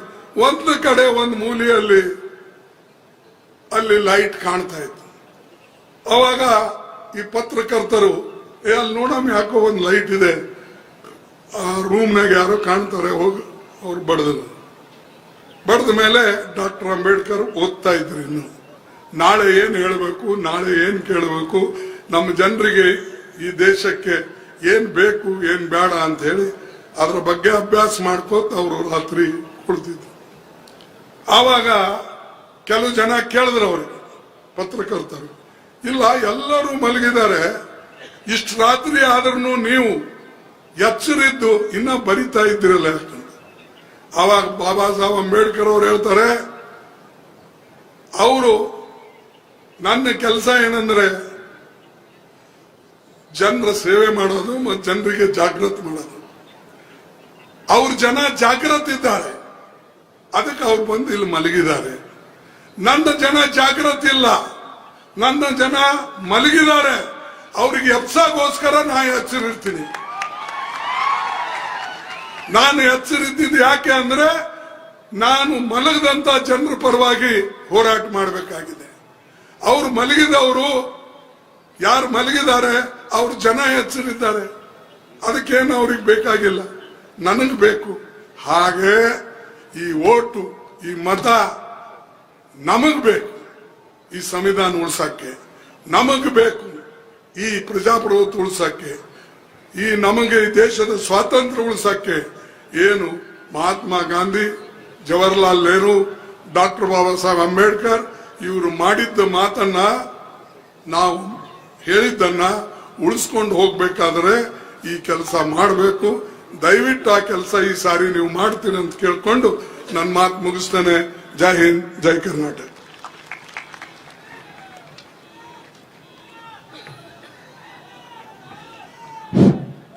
ಸರ್ವ ಜನಾಂಗದ ಅಭಿವೃದ್ಧಿಯನ್ನ ಬಯಸುವಂತ 5 ಗ್ಯಾರಂಟಿಗಳನ್ನ ಜನರ ಮನೆಗೆ ಮತ್ತು ಮನಕ್ಕೆ ತಲುಪಿಸಿರ್ತಕ್ಕಂಥ ಕರ್ನಾಟಕ ಸರ್ಕಾರದ ಮುಖ್ಯಮಂತ್ರಿಗಳಾಗಿರ್ತಕ್ಕಂಥ ಜನಪ್ರಿಯ ಮುಖ್ಯಮಂತ್ರಿಗಳಾಗಿರ್ತಕ್ಕಂಥ ಸನ್ಮಾನ್ಯ ಶ್ರೀ ಸಿದ್ದರಾಮಯ್ಯನವರು ಈಗ ತಮ್ಮನ್ನುದ್ದೇಶಿಸಿ ಮಾತನಾಡಲು ವಿನಂತಿಯನ್ನ ಮಾಡಿಕೊಳ್ತೇನೆ.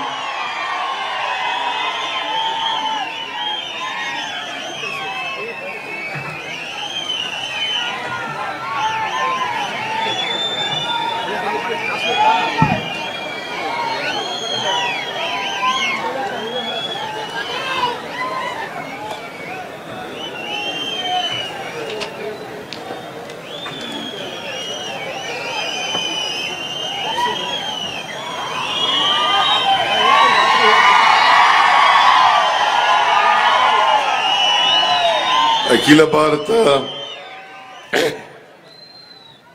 ಕಾಂಗ್ರೆಸ್ ಪಕ್ಷದ ಅಧ್ಯಕ್ಷರಾದಂತ ಮಾನ್ಯ ಮಲ್ಲಿಕಾರ್ಜುನ ಖರ್ಗೆ ಅವರೇ, ಪ್ರದೇಶ್ ಕಾಂಗ್ರೆಸ್ ಸಮಿತಿಯ ಅಧ್ಯಕ್ಷರಾದಂತ ಶ್ರೀ ಡಿ.ಕೆ. ಶಿವಕುಮಾರ್ ಅವರ,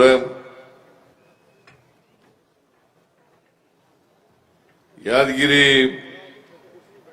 ಜಿಲ್ಲಾ ಉಸ್ತುವಾರಿ ಸಚಿವರಾದಂತ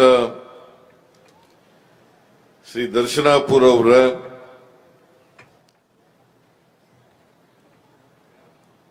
ಜೇವರ್ಗಿ ಕ್ಷೇತ್ರದ ನಿಮ್ಮೆಲ್ಲರ ಜನಪ್ರಿಯ ಶಾಸಕರಾದಂತ ಶ್ರೀ ಅಜಯ್ ಕುಮಾರ್ ಸಿಂಗ್ ಅವರ,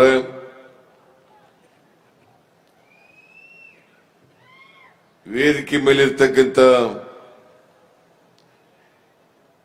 ಎಲ್ಲ ಶಾಸಕ ಮಿತ್ರರೇ, ಮಾಜಿ ಶಾಸಕರುಗಳೇ, ಇತರ ಎಲ್ಲ ಪಕ್ಷದ ಮುಖಂಡರುಗಳೇ, ಜಿಲ್ಲಾ ಕಾಂಗ್ರೆಸ್ಸಿನ ಅಧ್ಯಕ್ಷರುಗಳೇ, ಇಲ್ಲಿ ಇಷ್ಟೊಂದು ಅಪಾರ ಸಂಖ್ಯೆಯಲ್ಲಿ ನೆರೆದಿರ್ತಕ್ಕಂಥ ಎಲ್ಲ ಆತ್ಮೀಯ ಕಾರ್ಯಕರ್ತ ಬಂಧುಗಳೇ, ಮತದಾರ ಬಂಧುಗಳೇ, ಯುವ ಮಿತ್ರರೇ, ತಾಯಂದಿರೇ, ಮಾಧ್ಯಮದ ಎಲ್ಲ ಗೆಳೆಯರೇ,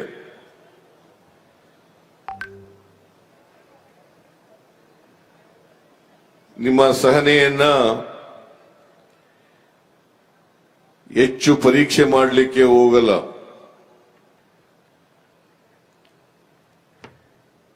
ಇದು ಚುನಾವಣಾ ಪ್ರಚಾರದ ಸಭೆ.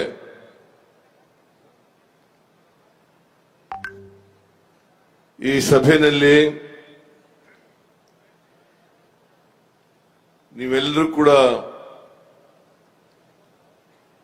ಭಾಗವಹಿಸಿರ್ತಕ್ಕಂಥದ್ದು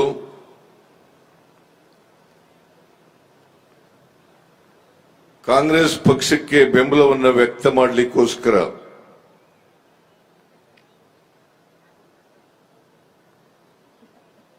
ದೇಶದಲ್ಲಿ ಇವತ್ತು ಲೋಕಸಭಾ ಚುನಾವಣೆ ನಡೀತಾ ಇದೆ.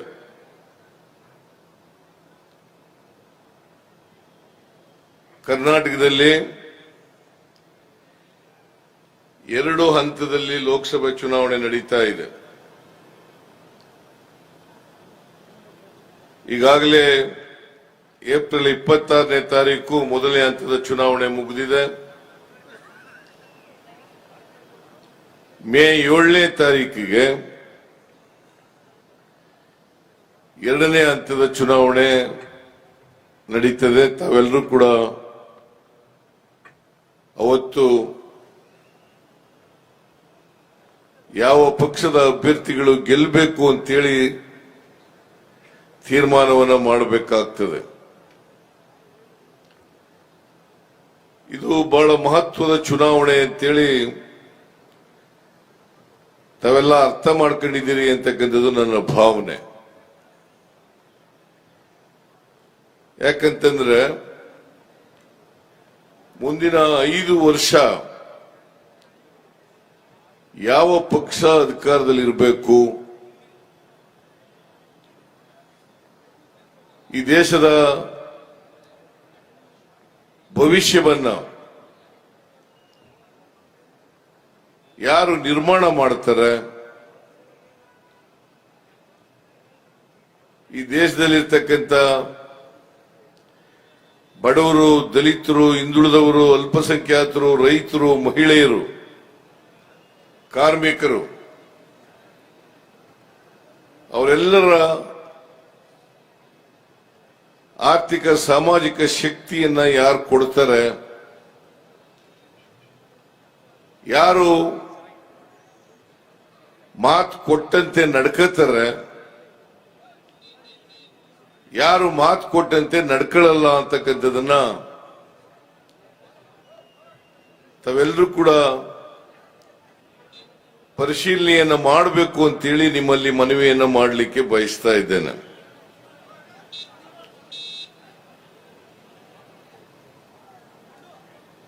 ಈಗಾಗಲೇ ಮಲ್ಲಿಕಾರ್ಜುನ ಖರ್ಗೆ ಅವರು,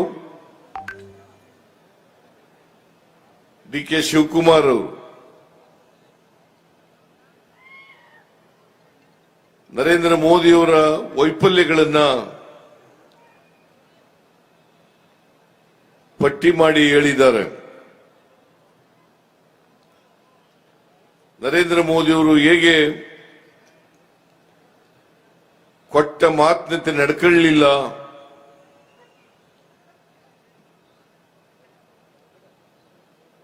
ಈ ದೇಶದ ಅಭಿವೃದ್ಧಿಯನ್ನ ಮಾಡತಕ್ಕಂಥದ್ರಲ್ಲಿ ವಿಫಲರಾಗಿದ್ದಾರೆ,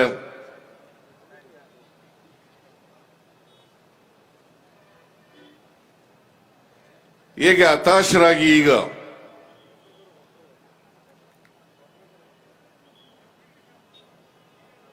ಬಾಯಿ ಬಂದಂತೆ ಮಾತಾಡ್ತಾರೆ, ಅಸಂಬದ್ಧವಾಗಿ ಮಾತಾಡ್ತಾರೆ.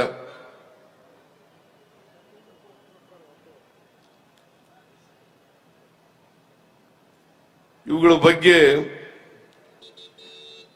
ಉದಾಹರಣೆಗಳ ಸಹಿತ ನಿಮ್ಮ ಮುಂದೆ ಪ್ರಸ್ತಾಪ ಮಾಡಿದ್ದಾರೆ.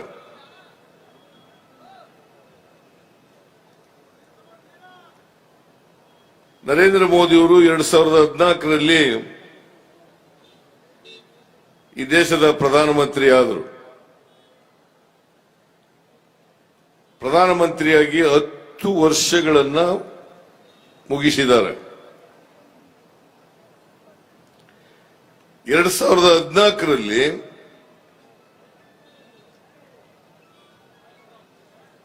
ಈ ದೇಶದ ಜನರಿಗೆ ಯಾವ ರೀತಿಯ ಕನಸನ್ನ ಬಿತ್ತಿದ್ರು,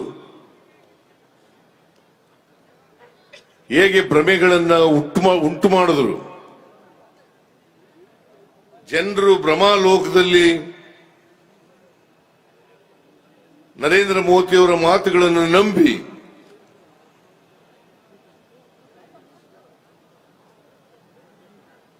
ನರೇಂದ್ರ ಮೋದಿಯವರಿಗೆ ಮತವನ್ನ ಕೊಟ್ಟರು.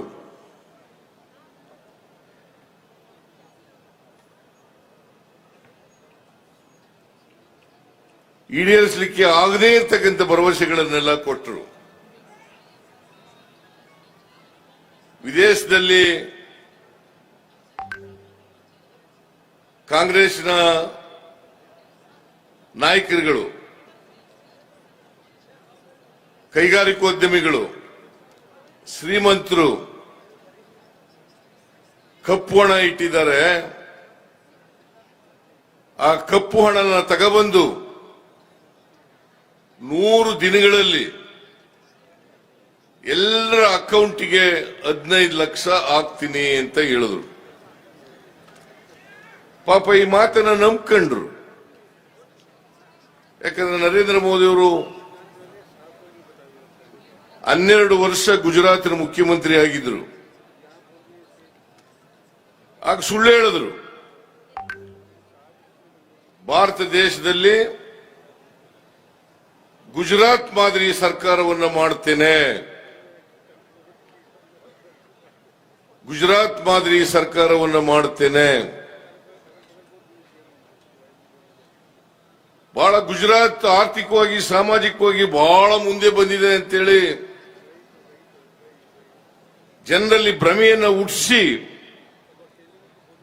ಅದನ್ನು ನಂಬ್ಕೊಳ್ಳೋ ರೀತಿಯಲ್ಲಿ ಮಾಡಿದ್ರು. ಹಾಗಾಗಿ 2014ರಲ್ಲಿ ಅವರಿಗೆ ವೋಟನ್ನ ಕೊಟ್ಟರು. ನರೇಂದ್ರ ಮೋದಿ ಅವರು ಪ್ರಧಾನಮಂತ್ರಿ ಆದರು. 2019ರಲ್ಲಿ ಭಾವನಾತ್ಮಕವಾದಂಥ ವಿಚಾರಗಳನ್ನ ಆರ್ಟಿಕಲ್ 370 ಅದನ್ನು ರದ್ದು ಮಾಡ್ತೀವಿ,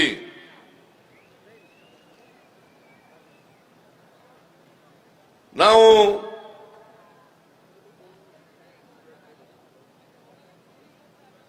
ಜಮ್ಮು ಕಾಶ್ಮೀರವನ್ನ ಸ್ವತಂತ್ರ ರಾಜ್ಯವನ್ನಾಗಿ ಮಾಡುತ್ತೇವೆ, ಅದಕ್ಕೆ ವಿಶೇಷ ಸ್ಥಾನಮಾನಗಳನ್ನು ತೆಗೆದಾಕ್ತೇವೆ ಅಂತೇಳಿ 370 ರದ್ದು ಮಾಡಿದ್ರು. ಆಮೇಲೆ ಪುಲ್ವಾಮಾ ವಿಚಾರವನ್ನ ಪ್ರಸ್ತಾಪ ಮಾಡಿ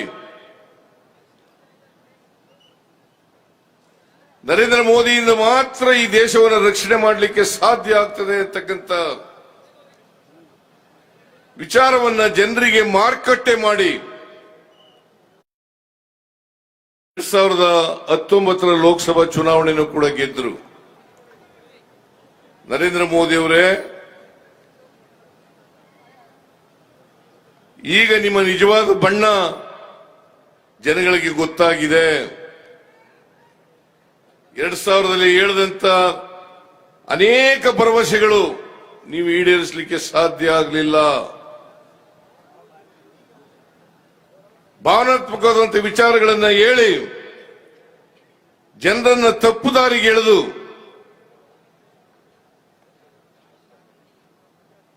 ಮತ್ತೆ ಜನರನ್ನ ನೀವು ದಾರಿ ತಪ್ಪಿಸಲಿಕ್ಕೆ ಸಾಧ್ಯ ಆಗಲ್ಲ. ಜನರಿಗೆ ನಿಮ್ಮ ನಿಜವಾದಂತ ಬಣ್ಣ ಗೊತ್ತಾಗಿದೆ. ಅದರಿಂದ 2024ರ ಲೋಕಸಭಾ ಚುನಾವಣೆ ಜನರು ಇವತ್ತು ನರೇಂದ್ರ ಮೋದಿ ಅವರ ಸುಳ್ಳುಗಳನ್ನ ಅರ್ಥ ಮಾಡ್ಕೊಂಡಿದ್ದಾರೆ. ಅದಕ್ಕೋಸ್ಕರ ನರೇಂದ್ರ ಮೋದಿ ಅವರು ಈ ಸಾರಿ ಸೋಲ್ತೀವಿ ಅಂತಕ್ಕಂಥ ಭಯದಿಂದ ಹತಾಶರಾಗಿದ್ದಾರೆ.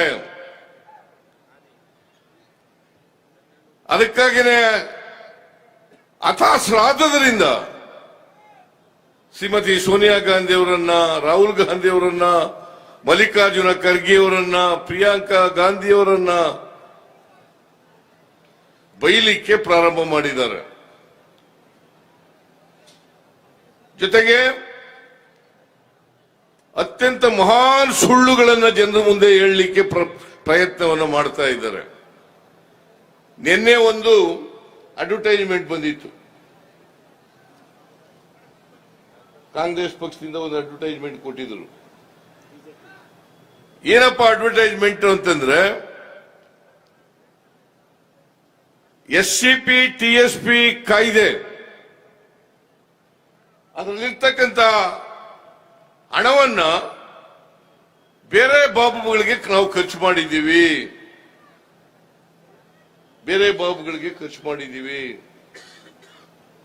ಪರಿಶಿಷ್ಟ ಜಾತಿ ಪರಿಶಿಷ್ಟ ವರ್ಗದವರಿಗೆ ಇಟ್ಟಿದ್ದಂತ ಹಣವನ್ನ ಅವರಿಗೆ ತಲುಪಿಸಲಿಕ್ಕೆ ವಿಫಲ ಆಗಿದೆ ಈ ಸರ್ಕಾರ.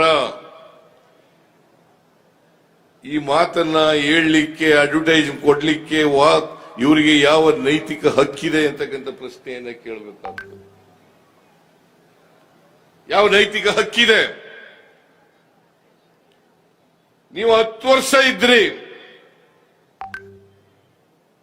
ದಲಿತರ ಬಗ್ಗೆ ಅಪಾರವಾದಂತ ಮಾತುಗಳನ್ನು ಆಡ್ತೀರಿ.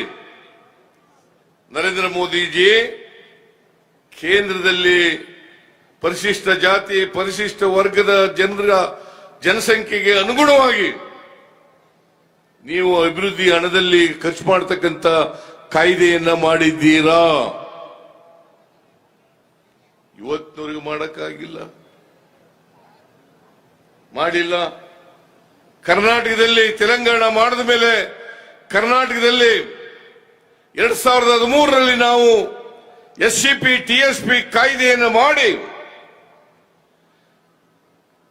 ಪರಿಶಿಷ್ಟ ಜಾತಿ ಪರಿಶಿಷ್ಟ ವರ್ಗದವರ ಜನಸಂಖ್ಯೆ 24.1% ಅಷ್ಟು ಹಣ ಅಭಿವೃದ್ಧಿ ಈಗ ನಾವು ಖರ್ಚು ಮಾಡತಕ್ಕಂಥ ಹಣದಲ್ಲಿ ಖರ್ಚು ಮಾಡಬೇಕು ಅಂತೇಳಿ ಕಾಯ್ದೆಯನ್ನ ಮಾಡೋದು. ನಾನು 2018ರಲ್ಲಿ ಮಂಡಿಸಿದಂತ ಬಜೆಟ್ನಲ್ಲಿ ಅವತ್ತು SCP TSPಗೆ ಇಟ್ಟಿದ್ದಂತ ಹಣ 30,000 ಕೋಟಿ ರೂಪಾಯಿ. 30,000 ಕೋಟಿ ರೂಪಾಯಿ. ನಾನು ಕೇಳ್ತೀನಿ ನರೇಂದ್ರ ಮೋದಿ ಅವರಿಗೆ, ಇಲ್ಲಿದ್ದಂತ ಬಿಜೆಪಿ ಸರ್ಕಾರ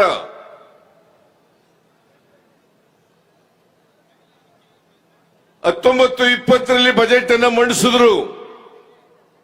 30,000ದಿಂದ 26,000ಕ್ಕೆ ಇಳಿಯಿತು. 30,000ದಿಂದ 26,000ಕ್ಕೆ ಇಳಿಯಿತು. ನಾನು ಕೇಳ್ತೀನಿ ನರೇಂದ್ರ ಮೋದಿ ಅವರಿಗೆ, ಯಾವುದಾದ್ರೂ ಬಿಜೆಪಿ ಅಧಿಕಾರದಲ್ಲಿರ್ತಕ್ಕಂಥ ರಾಜ್ಯಗಳಲ್ಲಿ SCP TSP ಕಾಯ್ದೆ ಇದೆಯಾ? ನಿಮಗೆ ದಲಿತರ ಬಗ್ಗೆ ಬದ್ಧತೆ ಇಲ್ಲದೆ ಹೋದ್ರೆ, ಕಾಳಜಿ ಇಲ್ಲದೆ ಹೋದ್ರೆ,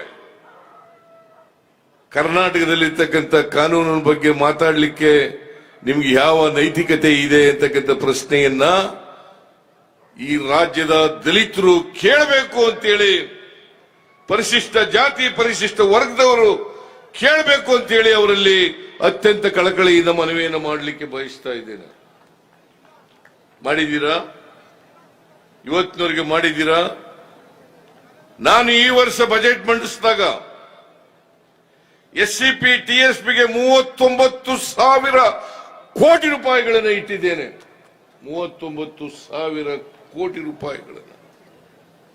ನರೇಂದ್ರ ಮೋದಿ ಅವರೇ, ನಿಮ್ಮದೇ ಪಕ್ಷ ನಿಮ್ಮದೇ ಸರ್ಕಾರ ಕರ್ನಾಟಕದಲ್ಲಿ ಅಧಿಕಾರದಲ್ಲಿದ್ದಾಗ 26,000 ಕೋಟಿ. ನಿಮ್ಗೆ ನಾಚಿಕೆ ಆಗಲ್ಲ?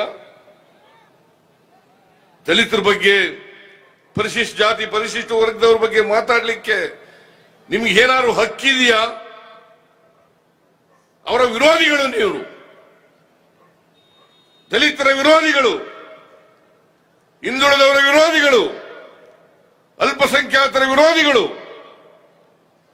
ನೀವು ಇವತ್ತು ಜನರ ಮುಂದೆ ಹಿಂದುಳಿದವರನ್ನ ದಲಿತರನ್ನ ಮುಸಲ್ಮಾನರ ಮೇಲೆ ಎತ್ಕಟ್ಟತಕ್ಕಂಥ ಕೆಲಸವನ್ನ ಮಾಡ್ತಾ ಇದ್ದೀರಿ.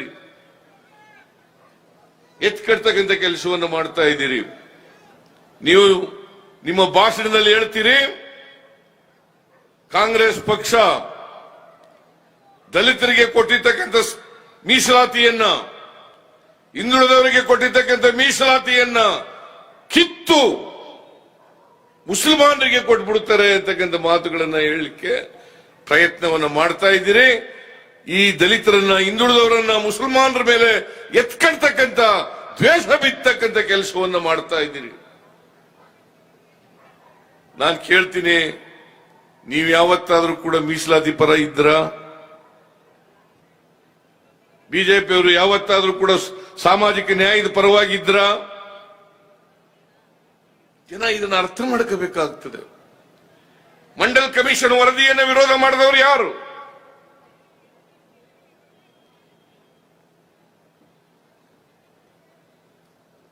ರಥಯಾತ್ರೆ ಮಾಡಿದವರು ಯಾರು? ಐಎಲ್ಎನ್ ಇನ್ಸ್ಟಿಟ್ಯೂಷನ್ಗಳಲ್ಲಿ ಮೀಸಲಾತಿಯನ್ನು ಕೊಟ್ಟಾಗ ಅರ್ಜುನ್ ಸಿಂಗ್ ಅವರು ಐಐಎಂ, ಐಐಟಿ ಅಲ್ಲಿ ಮೀಸಲಾತಿಯನ್ನು ಕೊಟ್ಟಾಗ ಅದನ್ನು ವಿರೋಧ ಮಾಡಿದವರು ಯಾರು?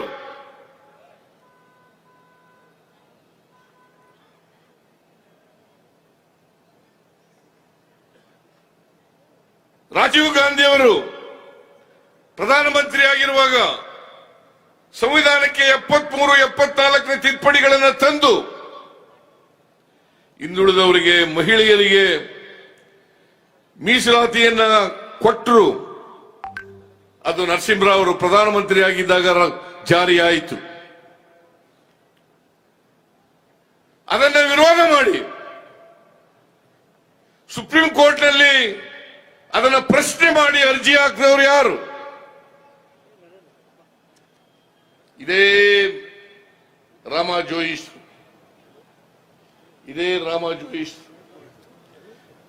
ನಿಮಗೆ ರಾಮಾ ಜೋಯಿಸ್ರು ಯಾರು ಅಂತ ಗೊತ್ತಿರಬೇಕು.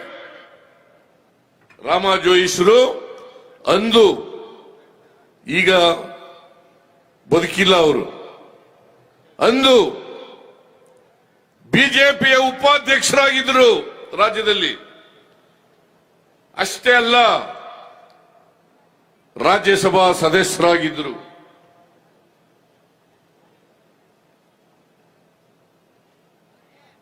ಅವರು ಸುಪ್ರೀಂ ಕೋರ್ಟ್ನಲ್ಲಿ ಕೇಸ್ ಹಾಕಿ ಹಿಂದುಳಿದವರಿಗೆ ಮೀಸಲಾತಿ ಕೊಟ್ಟಿರೋದನ್ನ, ದಲಿತರಿಗೆ ಮೀಸಲಾತಿ ಕೊಟ್ಟಿರೋದನ್ನ, ಅಲ್ಪಸಂಖ್ಯಾತರಿಗೆ ಮೀಸಲಾತಿ ಕೊಟ್ಟಿರೋದನ್ನ, ಮಹಿಳೆಯರಿಗೆ ಮೀಸಲಾತಿ ಕೊಟ್ಟಿರೋದನ್ನ ಪ್ರಶ್ನೆ ಮಾಡಿ ರಿಟ್ ಪಿಟಿಷನ್ ಅನ್ನ ಹಾಕಿದ್ರು.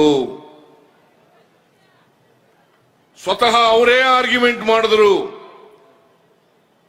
ಹಿಂದುಳಿದವರಿಗೆ, ಮಹಿಳೆಯರಿಗೆ ಮೀಸಲಾತಿ ಕೊಟ್ಟಿರ್ತಕ್ಕಂಥದ್ದು ಸಂವಿಧಾನ ಬಾಹಿರ.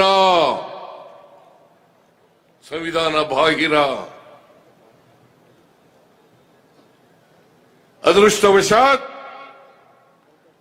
ರಾಮಾ ಜೋಯಿಸ್ ಹಾಕಿರ್ತಕ್ಕಂಥ ಪಿಟಿಷನ್ ಸುಪ್ರೀಂ ಕೋರ್ಟ್ನವರು ವಜಾ ಮಾಡಿದ್ರು.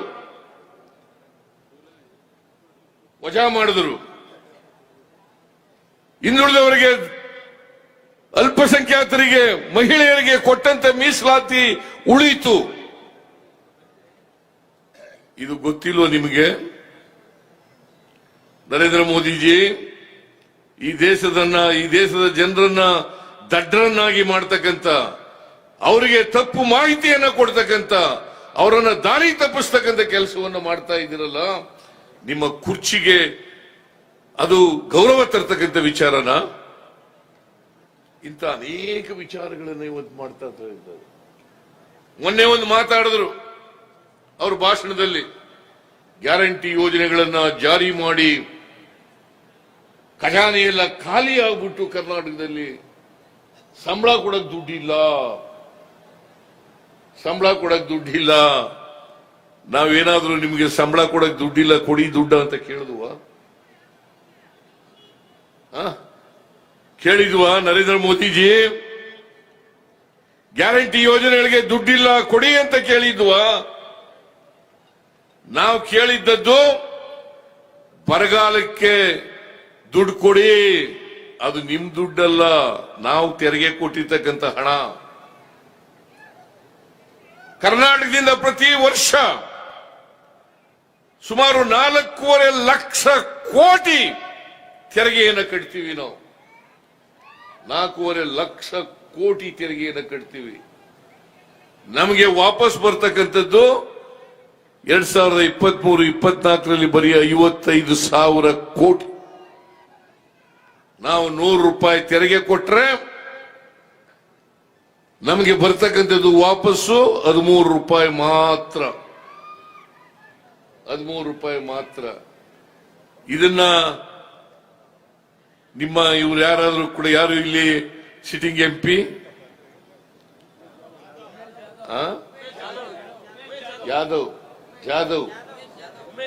ಉಮೇಶ್ ಜಾಧವ್ ಏನ್ರಿ 100 ರೂಪಾಯಿ ಕೊಟ್ರೆ ನಾವು ತೆರಿಗೆನ 13 ರೂಪಾಯಿ ಕೊಡ್ತಾ ಇದ್ದೀರಿ ಅಂತ ಯಾವತ್ತಾರು ಪ್ರಶ್ನೆ ಮಾಡಿದಾರ? ಪ್ರಶ್ನೆ ಮಾಡಿದಾರೇನ್ರಿ? ಯಾವತ್ತಾರು ಕರ್ನಾಟಕಕ್ಕೆ ಅನ್ಯಾಯ ಆಗಿದೆ ಅಂತೇಳಿ ಬಾಯಿ ಬಿಟ್ಟಿದಾರ? ಅದೇ ಮಾನ್ಯ ಖರ್ಗೆಯವರು ಇಲ್ಲಿಂದ ಲೋಕಸಭಾ ಸದಸ್ಯರಾಗಿದ್ರೆ ನಿಮ್ ಪರವಾಗಿ ಮಾತಾಡ್ತಾ ಇದ್ರೋ ಇಲ್ಲ? ನಿಮ್ ಪರವಾಗಿ ಮಾತಾಡ್ತಾ ಇದ್ರೋ ಇಲ್ಲ? ನೋಡಿ, ಮಲ್ಲಿಕಾರ್ಜುನ್ ಖರ್ಗೆಯವರನ್ನ ಸೋಲಿಸಿ ನೀವು ಮಾಡದಂತ ತಪ್ಪಿನಿಂದ ಕರ್ನಾಟಕಕ್ಕೆ ಅನ್ಯಾಯ ಆಯಿತು. ಮಲ್ಲಿಕಾರ್ಜುನ ಖರ್ಗೆ ಅವರಿಗೆ ಏನಾಗ್ಲಿಲ್ಲ, ಈ ರಾಜ್ಯಕ್ಕೆ ಅನ್ಯಾಯ ಆಯಿತು, ನಿಮಗೆ ಅನ್ಯಾಯ ಆಯಿತು.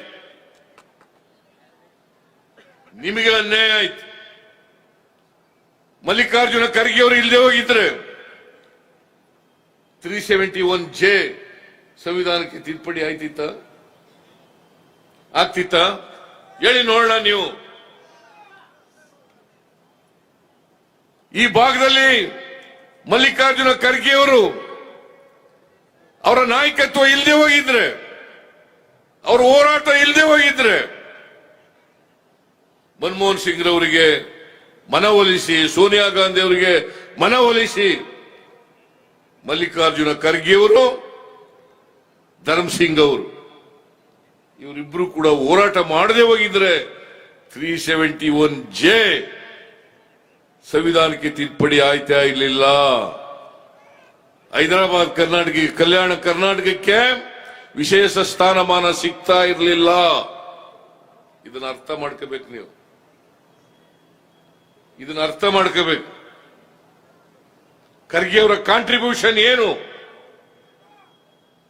ಇಡೀ ದೇಶದಲ್ಲಿ ಯಾವ ರಾಜ್ಯಕ್ಕೂ ಕೂಡ ವಿಶೇಷ ಸ್ಥಾನಮಾನ ಕೊಡ್ತಕ್ಕಂಥ ಕೆಲಸ ಆಗಿಲ್ಲ.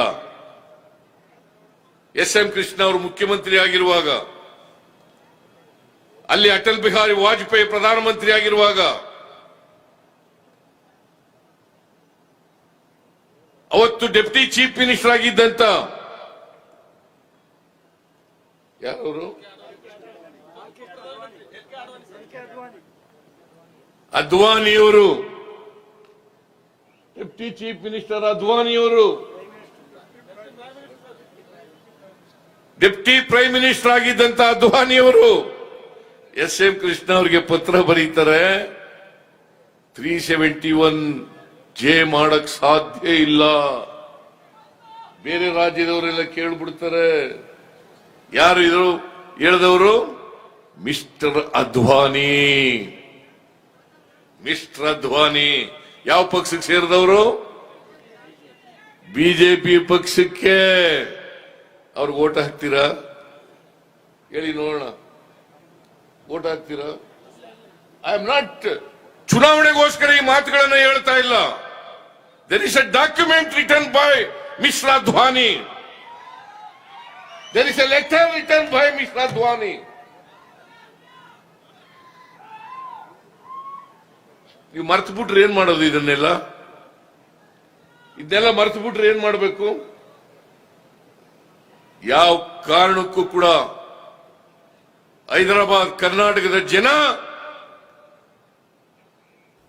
ಮಲ್ಲಿಕಾರ್ಜುನ ಖರ್ಗೆ ಅವರನ್ನ ಮರೆಯಬಾರದು.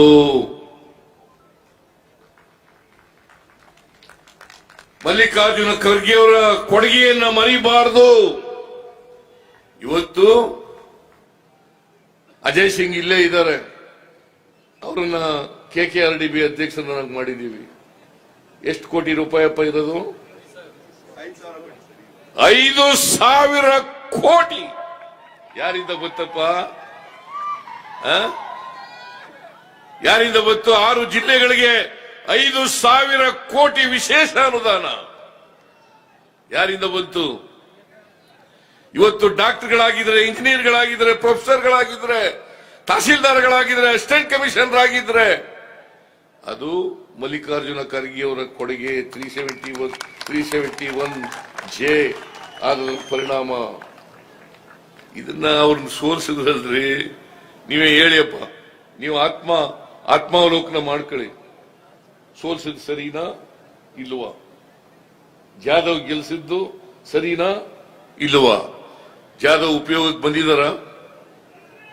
ನಿಮ್ಮ ಉಪಯೋಗಕ್ಕೆ ಬಂದಿದಾರ? ಬಂದಿಲ್ಲ ಆದ್ಮೇಲೆ ನಮ್ ಕಾಂಗ್ರೆಸ್ ಈ ಸರಿ ಗೆಲ್ಲಿಸ್ಬೇಕಲ್ಲ. ಅವರಿಗೆ, ಮಲ್ಲಿಕಾರ್ಜುನ ಖರ್ಗೆ ಅವರಿಗೆ ಸಮಾಧಾನ ಆಗ್ಬೇಕಾದ್ರೆ, ತೃಪ್ತಿ ಆಗ್ಬೇಕಾದ್ರೆ ಈ ಸಾರಿ ಜಾಧವ್ ಅವರನ್ನ ಸೋಲಿಸಿ ನಮ್ಮ ಪಕ್ಷದ ಅಭ್ಯರ್ಥಿಯನ್ನ ಗೆಲ್ಲಿಸಿದಾಗ ಮಾತ್ರ ಮಲ್ಲಿಕಾರ್ಜುನ ಖರ್ಗೆ ಅವರ ಕೆಲಸವನ್ನ ಅವರ ಸಾರ್ಥಕ ಆಗ್ತದೆ ಅಂತಕ್ಕಂಥ ಮಾತುಗಳನ್ನು ಹೇಳಲಿಕ್ಕೆ ಬಯಸ್ತೇನೆ. ಅದು ಸಾರ್ಥಕ ಆಗ್ಬೇಕಲ್ಲ. ನೀವು ವೋಟ್ ಹಾಕ್ಲಿ ಅಂತ ಮಾಡಲಿಲ್ಲ. ಅವರು ಕಲ್ಯಾಣ ಕರ್ನಾಟಕ ಹಿಂದುಳಿದಿದೆ. ಶಿಕ್ಷಣ ಇಲ್ಲ, ಆರೋಗ್ಯ ಇಲ್ಲ, ಜನರು ಬಡತನದಲ್ಲಿದ್ದಾರೆ. ಅವ್ರಿಗೋಸ್ಕರ ಹೋರಾಟ ಮಾಡಬೇಕು, ಅವರಿಗೆ ನ್ಯಾಯವನ್ನು ಕೊಡಿಸಬೇಕು ಅಂತೇಳಿ ಅವರು ಮಾಡದಂತ ಹೋರಾಟ. ಇದನ್ನ ನೀವು ನೆನ್ಕೊಳ್ಳದೆ ಹೋದ್ರೆ, ಗುರುತಿಸದೆ ಹೋದ್ರೆ ಯಾರಿಗ ಅನ್ಯಾಯ ಆಗ್ತದೆ?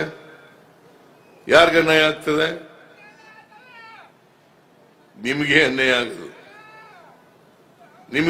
ಆಗೋದು.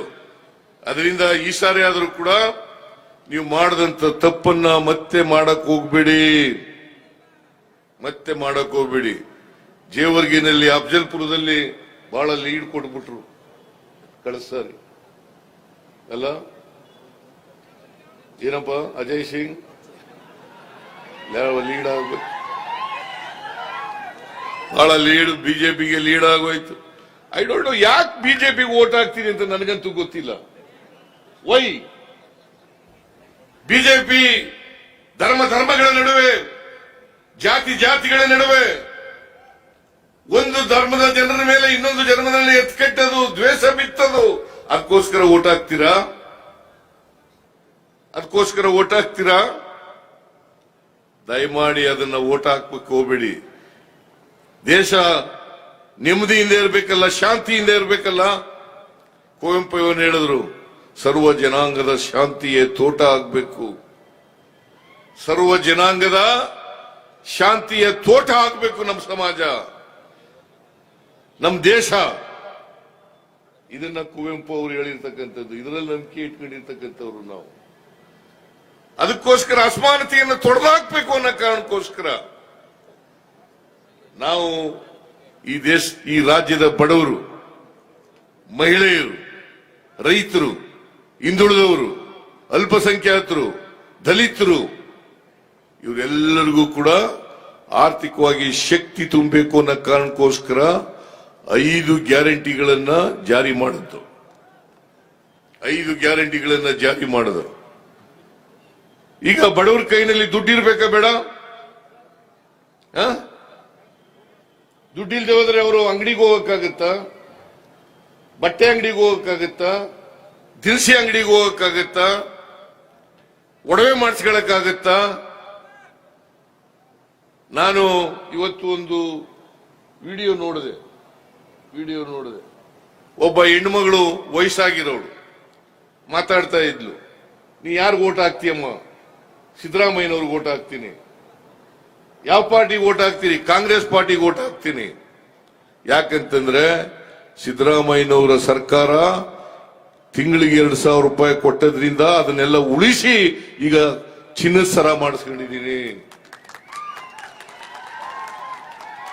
ಅವ್ರು ಹೇಳದ್ದು, ನಾನು ಹೇಳಿರೋದಲ್ಲ. ನೋಡಿ ಬೇಕಾದ್ರೆ ಇದರಲ್ಲಿ ಮೊಬೈಲ್ನಲ್ಲಿ ನೋಡಿ. ನಾನು ಅರಸೀಕೆರೆಗೆ ಹೋಗಿದ್ದೆ. ಅರಸೀಕೆರೆಯಲ್ಲಿ ಹಿಂಗೆ ಭಾಷಣ ಮಾಡಿ ಕೆಳಕ್ಕೆ ಇಳಿದೆ. ಒಬ್ಬ ಹೆಣ್ಮಗಳು, ಮಧ್ಯ ವಯಸ್ಕಳು, ಹೂನಾರ ಹಿಡ್ಕೊಂಡು ನಿಂತಿದ್ರು. ನಾನು ಇದೇನಮ್ಮ ಹೂನಾರ, ಇದು ಹೂವಿಲ್ಲ, ಬರೀ ಇದನ್ನ ಕಟ್ಟಿದೆಯಲ್ಲ ಅಂತ ಹೇಳಿದೆ. ಎಲ್ಲ ನಾನು ಟಿಕೆಟ್ ತಗೊಂಡಿರೋದು ಸರ್, ದುಡ್ಡು ಕೊಟ್ಟಿಲ್ಲ. ಬೇರೆ ಬೇರೆ ಸ್ಥಳಗಳಿಗೆಲ್ಲ ಪ್ರವಾಸ ಮಾಡಿದ್ದೀನಲ್ಲ, ನೀವು ಬಸ್ ಫ್ರೀ ಮಾಡಿದ್ದೀರಲ್ಲ, ಆ ಟಿಕೆಟ್ಗಳನ್ನೆಲ್ಲ ಸೇರಿಸಿ ನಿಮಗೆ ಹೂನಾರ ಮಾಡಿ ಹಾಕೋಣ ಅಂತ ಬಂದಿದ್ದೀನಿ ಅಂತ ಹೇಳಿ. It's A fact, it's A fact, it's A fact. ಇದಕ್ಕಿಂತ ಖುಷಿ ಕೊಡ್ತಕ್ಕಂಥದ್ದು ಏನಿದೆ? ಹೆಣ್ಮಕ್ಳಿದ್ದೀರಾ ಇಲ್ಲಿ? ಸುಮಾರು 2 ಕೋಟಿ ಮಹಿಳೆಯರು, 2 ಕೋಟಿ ಮಹಿಳೆಯರು ಜೂನ್ 11ನೇ ತಾರೀಕು ನಾವು ಚಾಲನೆ ಕೊಟ್ಟವು. 2023 ಜೂನ್ 11ನೇ ತಾರೀಕು ಚಾಲನೆ ಕೊಟ್ಟವು. ಇವತ್ತಿನವರೆಗೆ 200 ಕೋಟಿ ಮಹಿಳೆಯರು, 200 ಕೋಟಿ ಮಹಿಳೆಯರು ಫ್ರೀಯಾಗಿ ಬಸ್ನಲ್ಲಿ ಇಡೀ ರಾಜ್ಯ ತುಂಬ ಓಡಾಡಿದ್ದಾರೆ. ಹೌದಾ ಅಲ್ಲ? ಹೌದಾ ಅಲ್ವೇನ್ರಿ? ಆ ದುಡ್ಡೆಲ್ಲ ಉಳಿತಾಯ ಆಯ್ತಲ್ವಾ? 2,000 ರೂಪಾಯಿ ಬರ್ತಾ ಇದೆಯಲ್ವಾ? ನಿಮಗೆ ಫ್ರೀ ಕರೆಂಟ್ ಕೊಡ್ತಾ ಇದೀವಲ್ಲ, ಅದು ದುಡ್ಡೆಲ್ಲ ಉಳಿತಾಯ ಆಯ್ತಾ ಇದೆಯಲ್ಲ? ಅನ್ನಭಾಗ್ಯ ಕಾರ್ಯಕ್ರಮಕ್ಕೆ ತಿಂಗಳಿಗೆ ಒಬ್ಬರಿಗೆ 170 ರೂಪಾಯಿ ಕೊಡ್ತಾ ಇದೀವಲ್ಲ, ಅದು ಉಳಿತಾಯ ಆಯ್ತಾ ಇದೆಯಲ್ಲ? ನಿರುದ್ಯೋಗಿ ಪದವೀಧರರಿಗೆ 3,000 ರೂಪಾಯಿ ತಿಂಗಳಿಗೆ ಕೊಡ್ತಾ ಇದೀವಲ್ಲ, ಅದು ಉಳಿತಾಯ ಆಯ್ತಾ ಇದೆಯಲ್ಲ? ಒಂದು ತಿಂಗಳಿಗೆ 5,000 ರಿಂದ 6,000 ರೂಪಾಯಿ ಇವತ್ತು ಬಡವರ ಕೈಗೆ ಹೋಗ್ತಾ ಇದೆ. 5,000 ರಿಂದ 6,000 ರೂಪಾಯಿ. ನಿಮ್ಮ ಕೊಂಡ್ಕೊಳ್ತಕ್ಕಂಥ ಶಕ್ತಿ ಜಾಸ್ತಿ ಆಯ್ತಲ್ಲ, ಕೊಂಡ್ಕೊಳ್ತಕ್ಕಂಥ ಶಕ್ತಿ ಜಾಸ್ತಿ ಆಯ್ತಲ್ಲ. ಈಗಾಗಲೇ ಖರ್ಗೆಯವರು, ನಾನು ಹೇಳಕ್ ಹೋಗಲ್ಲ, ಖರ್ಗೆಯವರು AICC ಇಂದ ಏನೇನು ಹೇಳಿದ್ದಾರೆ, ಏನೇನು ಗ್ಯಾರಂಟಿಗಳನ್ನು ಹೇಳಿದ್ದಾರೆ, ಜನರ ಮುಂದೆ ಪ್ರಸ್ತಾಪ ಮಾಡಿದ್ದಾರೆ. ರಾಹುಲ್ ಗಾಂಧಿ ಅವರು ಮತ್ತು ಮಲ್ಲಿಕಾರ್ಜುನ ಖರ್ಗೆ ಅವರು ಸೈನ್ ಮಾಡಿ ಆ ಗ್ಯಾರಂಟಿ ಕಾರ್ಡ್ಗಳನ್ನು ಹಂಚಿರೋದ್ರ ಬಗ್ಗೆ ಪ್ರಸ್ತಾಪ ಮಾಡಿದ್ದಾರೆ. ನಾನು ಅವನ್ನೆಲ್ಲ ಹೇಳಕ್ ಹೋಗೋದಿಲ್ಲ. ಒಟ್ಟಾರೆಯಾಗಿ ಕಾಂಗ್ರೆಸ್ ಪಕ್ಷ ಯಾವಾಗ ಅಧಿಕಾರದಲ್ಲಿದೆ ಎಲ್ಲ ಕಾಲದಲ್ಲೂ ಕೂಡ ಸಾಮಾಜಿಕ ನ್ಯಾಯ ಮಾಡತಕ್ಕಂಥ, ಸರ್ವರಿಗೂ ಸಮಪಾಲು ಸಮಬಾಳನ್ನು ಕೊಡತಕ್ಕಂಥ ಪ್ರಯತ್ನವನ್ನ ಮಾಡಿದೆಯೇ ಹೊರತು ಬಿಜೆಪಿ ತರ ಸುಳ್ಳು ಹೇಳ್ಕೊಂಡು ಸುಳ್ಳು ಭ್ರಮೆಗಳನ್ನು ಹುಟ್ಟಿಸಿ ಭ್ರಮಾಲೋಕದಲ್ಲಿ ಜನ ತೇಲಾಡ ರೀತಿಯಲ್ಲಿ ಮಾಡಿಲ್ಲ. ಬರೀ ನಾವು ಕನಸುಗಳನ್ನು ಬಿತ್ತಲ್ಲ, ಕನಸುಗಳನ್ನ ಬಿತ್ತಿದ ಮೇಲೆ ನನಸು ಮಾಡ್ತಕ್ಕಂಥ ಕೆಲಸವನ್ನ ಮಾಡ್ತೇವೆ. ಬರೀ ಕನಸುಗಳನ್ನು ಬಿತ್ತದಲ್ಲ. ಬಿಜೆಪಿಯವರು ಕನಸುಗಳನ್ನು ಬಿತ್ತಾರೆ, ನನಸು ಮಾಡಲ್ಲ. ಈಗ ಹೇಳಿ, ಯಾರಿಗೂ ಓಟ್ ಹಾಕ್ಬೇಕು ಅಂತ ಹೇಳಿ ನೀವೇ ಯೋಚನೆ ಮಾಡಿ.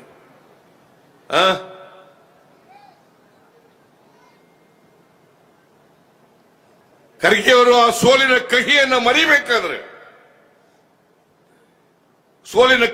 ಮರಿಬೇಕಾದ್ರೆ ಇಲ್ಲಿ ಗುಲ್ಬರ್ಗ ಲೋಕಸಭಾ ಕ್ಷೇತ್ರದಲ್ಲಿ ಕಾಂಗ್ರೆಸ್ನ ಅಭ್ಯರ್ಥಿ ಗೆದ್ದಾಗ ಮಾತ್ರ ಅಂತಕ್ಕಂಥದನ್ನ ತಾವೆಲ್ಲರೂ ಕೂಡ ತಿಳ್ಕೋಬೇಕಾಗ್ತದೆ.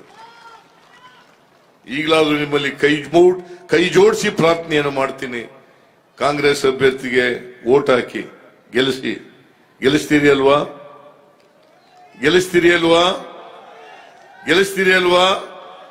ನಿಮ್ಮೆಲ್ರಿಗೂ ನಮಸ್ಕಾರ.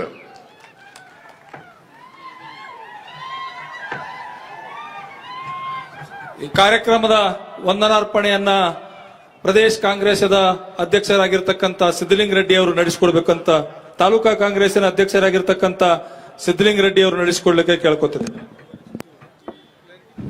ಜೇವರ್ಗಿ ವಿಧಾನಸಭಾ ಕ್ಷೇತ್ರಕ್ಕೆ ಚುನಾವಣಾ ಪ್ರಚಾರಕ್ಕೆ ಆಗಮಿಸಿದಂತ ಸನ್ಮಾನ್ಯ AICC ಅಧ್ಯಕ್ಷರಾದಂಥ ಡಾಕ್ಟರ್ ಮಲ್ಲಿಕಾರ್ಜುನ್ ಖರ್ಗೆ ಅವರಿಗೆ ಈ ವೇದಿಕೆ ಅಭಿನಂದನೆಯನ್ನು ಸಲ್ಲಿಸುತ್ತೇನೆ. ಅದೇ ರೀತಿಯಾಗಿ ನಮ್ಮ ಕರ್ನಾಟಕ ರಾಜ್ಯದ ಸನ್ಮಾನ್ಯ ಮುಖ್ಯಮಂತ್ರಿಗಳಾದಂಥ ಸಿದ್ದರಾಮಯ್ಯ ಸಾಹೇಬರಿಗೂ ಕೂಡ ಈ ವೇದಿಕೆ ವತಿಯಿಂದ ಅಭಿನಂದನೆಯನ್ನು ಸಲ್ಲಿಸುತ್ತೇನೆ. ಅದೇ ರೀತಿಯಾಗಿ KPCC ಅಧ್ಯಕ್ಷರು ಹಾಗೂ ಉಪಮಂತ್ರಿಗಳಾದಂಥ DK ಶಿವಕುಮಾರ್ ಸಾಹೇಬರಿಗೂ ಕೂಡ ಈ ವೇದಿಕೆ ವತಿಯಿಂದ ಅಭಿನಂದನೆಯನ್ನು ಸಲ್ಲಿಸುತ್ತೇನೆ. ಈ ವೇದಿಕೆಯ ಮೇಲೆ ಆಸೀನರಾಗಿರುವಂಥ ಎಲ್ಲ ಸಚಿವರು, ಶಾಸಕರು ಹಾಗೂ ಗಣ್ಯ ವ್ಯಕ್ತಿಗಳಿಗೂ ಕೂಡ ಅಭಿನಂದನೆ ಕೊಡುತ್ತೇನೆ. ಜೇವರ್ಗಿ ತಾಲೂಕಿನ ಎಲ್ಲಾ ಗ್ರಾಮಗಳಿಂದ ಆಗಮಿಸಿದಂತ ಕಾಂಗ್ರೆಸ್ ಪಕ್ಷದ ಮುಖಂಡರು, ಕಾರ್ಯಕರ್ತರು ಹಾಗೂ ಅಭಿಮಾನಿಗಳಿಗೂ